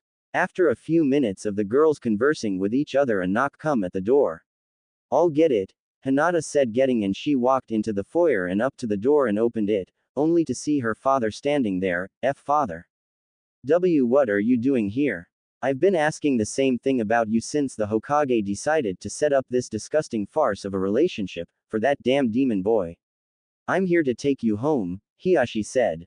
But why? Hinata asked. Because I will not have the heir to Hyuga family marry a worthless demon like that fox child. I've been calm until now, but I will not take it anymore. Hinata shook her head violently. No, she said. Listen to me, I'm your father, and you'll do as I say, Hiashi said, grabbing her by the wrist and pulling her out the door.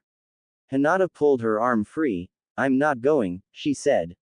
I won't let you marry that demon child, Hinata. He's nothing but trouble, and it's only a matter of time before he turns on this village and brings its destruction. Naruto would never do that, Hinata said. He's not a demon. He's just like you or me. He has a heart, a conscience, and feelings. If people keep treating him like you do, he will turn on us because he'll feel we've turned on him. I don't care if that thing feels a kunai being jabbed into its eye socket, you not marrying him, that's the end of the decision, now let's go. Hiashi demanded. Shut up, Hinata yelled. Finally Ino, Tamari, Sakura, and Tenten stuck their heads around the corner to see out the door. Naruto is kind and sweet, and caring. He would never hurt any one of us, except for those like you who deserve it. Hinata yelled. Hiashi was taken aback by this.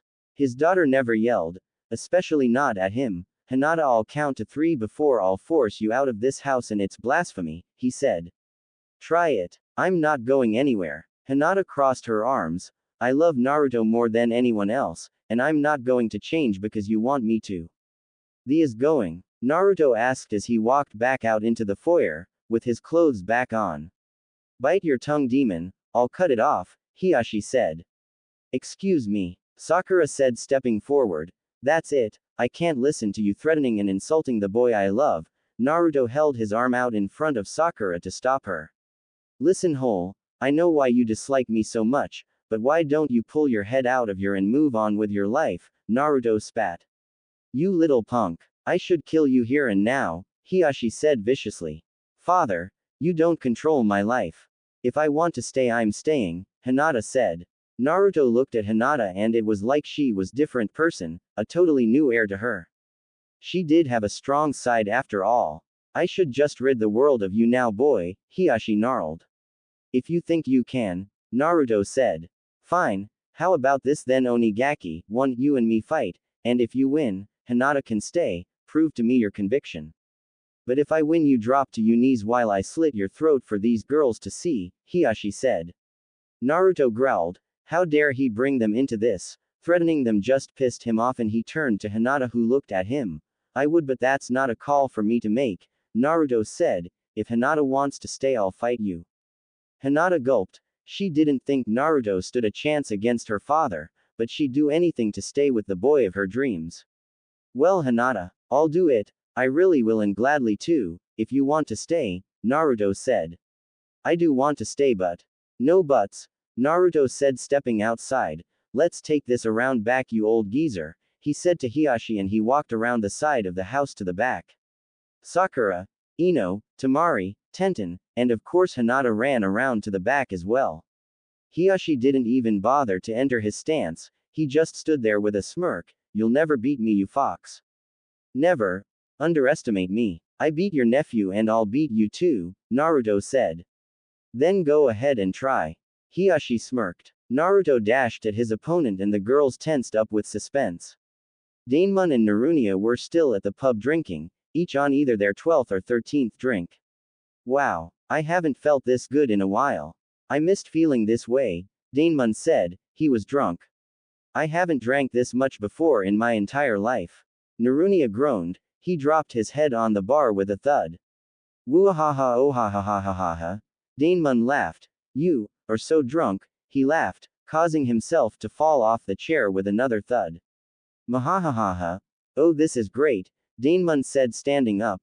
I feel remarkably spry right now, he smiled drunkenly. Hey asshole how many times do I got to tell you, she's my woman. Daemon heard and he turned to the far off left side of the bar and he saw two guys standing face to face like they were ready to fight. She needs a real man you idiot, not you pansy. The other guy said. Off, the one guy said before smashing his beer bottle over the other guy's head causing him to stumble back. You son of a, the guy growled before running at the guy and tackling him, causing them both to smash through one of the tables. Oh hello, Daemon said, his drunken interest peaked, and he stumbled over towards the crowd of people and just then he saw another guy running up from behind towards the crowd as well. I got your back Kinja, the man shouted. Daemon grinned and stuck his leg out tripping the man, causing him to drop face first to the hardwood floor. As the man pushed himself to his feet Daemon grabbed a stool from the bar and smashed it on the man's back, sending pieces flying, the guy dropped unconscious. Woohoo! Daemon cheered, let's do this mother. He hollered before picking up a random bottle and chucking it through the air. It smashed over the head of one of the women the two guys happened to be fighting over, knocking her out cold. Next thing Daemon knew was bottle was flipping through air towards him and he ducked back as it flew over him, and he straightened himself out, missed me, he coed, try again. One of the two guys who started the fight got pushed into the crowd knocking several people over. A guy picked up his plate of food and chucked it across the room, its contents smacking into the face of one of the spectators, who growled and picked up a chair and charged at the guy. Within seconds the pub was in utter chaos, people kicking the crap out of each other, bottle, chairs and food flying through the air. The bartender ducked behind his counter. There was even a woman who jumped off a table onto a guy and took him down. Daemon ran in and punched the first guy he saw. The guy whipped back to him and nailed an uppercut to Daemon's jaw, knocking his head back a little. Daemon threw another punch hitting the guy in the stomach. Come on bitch. He cheered. The guy swiped a might hook across Daemon's face sending him crashing through a table. He jumped to his feet and ran back at the guy, Banzai. He yelled, dive tackling him. Through all the chaos Narunia awoke and lifted his head off the counter, things fly across the bar above him, huh. He groaned stupidly, just before a bottle collided with the side of his head, without breaking and Narunia dropped his head onto the counter again, unconscious. Naruto was sent back, and he landed on his back, sliding across the ground. He hopped to his feet and readied himself again panting, bruises across his body. Hiashi was now in his stance, with his Byakugan activated he had a few bruises, and was panting, he's gotten a lot better, too much better, he thought to himself. Naruto pulled out a couple of kunai and tossed them at Hiashi, who jumped to the side avoiding them, before dashing in at the boy. Naruto rolled forward and kicked out Hiyashi's legs, but the skilled Chunin was no pushover and he landed on his hands, finished the roll covering as little distance as possible, and he turned around and thrust his palm down at Naruto, who rolled to the side and got to his feet before forming shadow clones that were surrounding Hiyashi. Hiyashi readied himself. Just then 3 of the clones ran in at him and he hit one in the chest with his palm, dispersing it, before swiftly turning around and slamming another palm into the second clone, before finishing the last one by avoiding his punch and hitting it with a fierce uppercut to the gut. 2 more Narutos dashed out side by side and one held his hand out to the other, who swirled chakra around in it, Rasengan. Hiyashi quickly turned around, sidestepped, barely avoiding the swirling mass of chakra as the clone went by, and he kneed it in the gut, dispersing it, and then he hit the other clone. 2 more Narutos ran in from the other side and did the same thing, forming a Rasengan and jabbing it at Hiyashi as 2 more came out from behind him and did the same thing. Hiyashi growled before spinning around and releasing a dome of spinning chakra, which the 2 clones' attacks collided with it. Now, the real Naruto thought jumped from behind the crowd of his clones, with one of them forming a large Rasengan in his hand. Udama Rasengan, he shouted, bringing the sphere of condensed chakra on top of Hiyashi's rotation technique, and the Rasengan consumed the sphere. RRRRRR, Naruto growled, struggling. What's he doing? Sakura asked. He can't get through that, can he? Ra, Naruto roared, and just then the spinning sphere of chakra stopped and Hiyashi stopped spinning and looked up. What? He said just before Naruto was brought down by gravity and he slammed a strong fist into the Hyuga head's face, causing him to the ground, and Naruto's fist drove his head harder. Naruto flipped and landed. Ah! Hiyashi screamed in pain, his nose was broken, and nearly shattered, blood pouring from it. Naruto turned around and looked at him. You lose this one, he said, now get off of my property, you're not welcome here. Hiyashi stood up, cupping his hands over his bloodied nose. This isn't over, demon child, you think you've won, he said, walking away. Naruto. The girls all said in shock, he just beat the head of the Hyuga household in a spar. Naruto. Hinata stuttered, you didn't have to put your life on the line for me, she said, tears filling from her eyes, a mixture of both happiness and sadness. It's okay. I'd die to protect you all anyways, Naruto said, walking up to Hinata and hugging her. Hinata hugged him back tightly. Naruto-kun. How did you do that to his rotation technique? The Hyuga girl asked. I made my Rasengan create a counter swirl in the opposite direction, thus negating it. Daemon straight punched one drunk, sending him into a table, knocking him out. The 2 who began the fight were still throw blows at each other, but just then the bartender popped up behind the count with 2 large bottles of alcohol, which he threw through the air, hitting both guys with dead accuracy. One guy stood up behind Daemon and rose a chair up to smash it over his head, but the Blood Angel whipped his fist back over his shoulder, hitting him in the face, knocking him out. Wah! The chair fell on top of the guy's body with a thud. Oh yeah, I'm a badass, Daemon panted. He was bruised and blood was dripping from his lips. The Blood Angel stumbled over to the still unconscious Narunia and shook his shoulder. Get up, it's time to go, he said. Narunia lifted his head and looked around. What the happened to everyone? He asked tiredly. We had a bar fight. You missed it. It was great, Daemon said, but now it's time to go. Alright, Narunia said, standing up. Wobbling. Wow, I'm drunk, he said. Suck it up and walk. Daemon said. We need women now. Hot, women willing to satisfy our every desire, he said in a spaced out, dreaming like fashion. That works for me, Narunia said. Always nice. The primal instinct of, I'm glad I still feel the urge for such things. I makes life all the more worth living. They stumbled out of the bar and down the street, drunk off their rockers. Narunia stumbled into a lantern post and fell onto his back. Daemon started pointing and laughing at him. Maheheheheha, watch where you're going, dipshit, ha ha ha ha.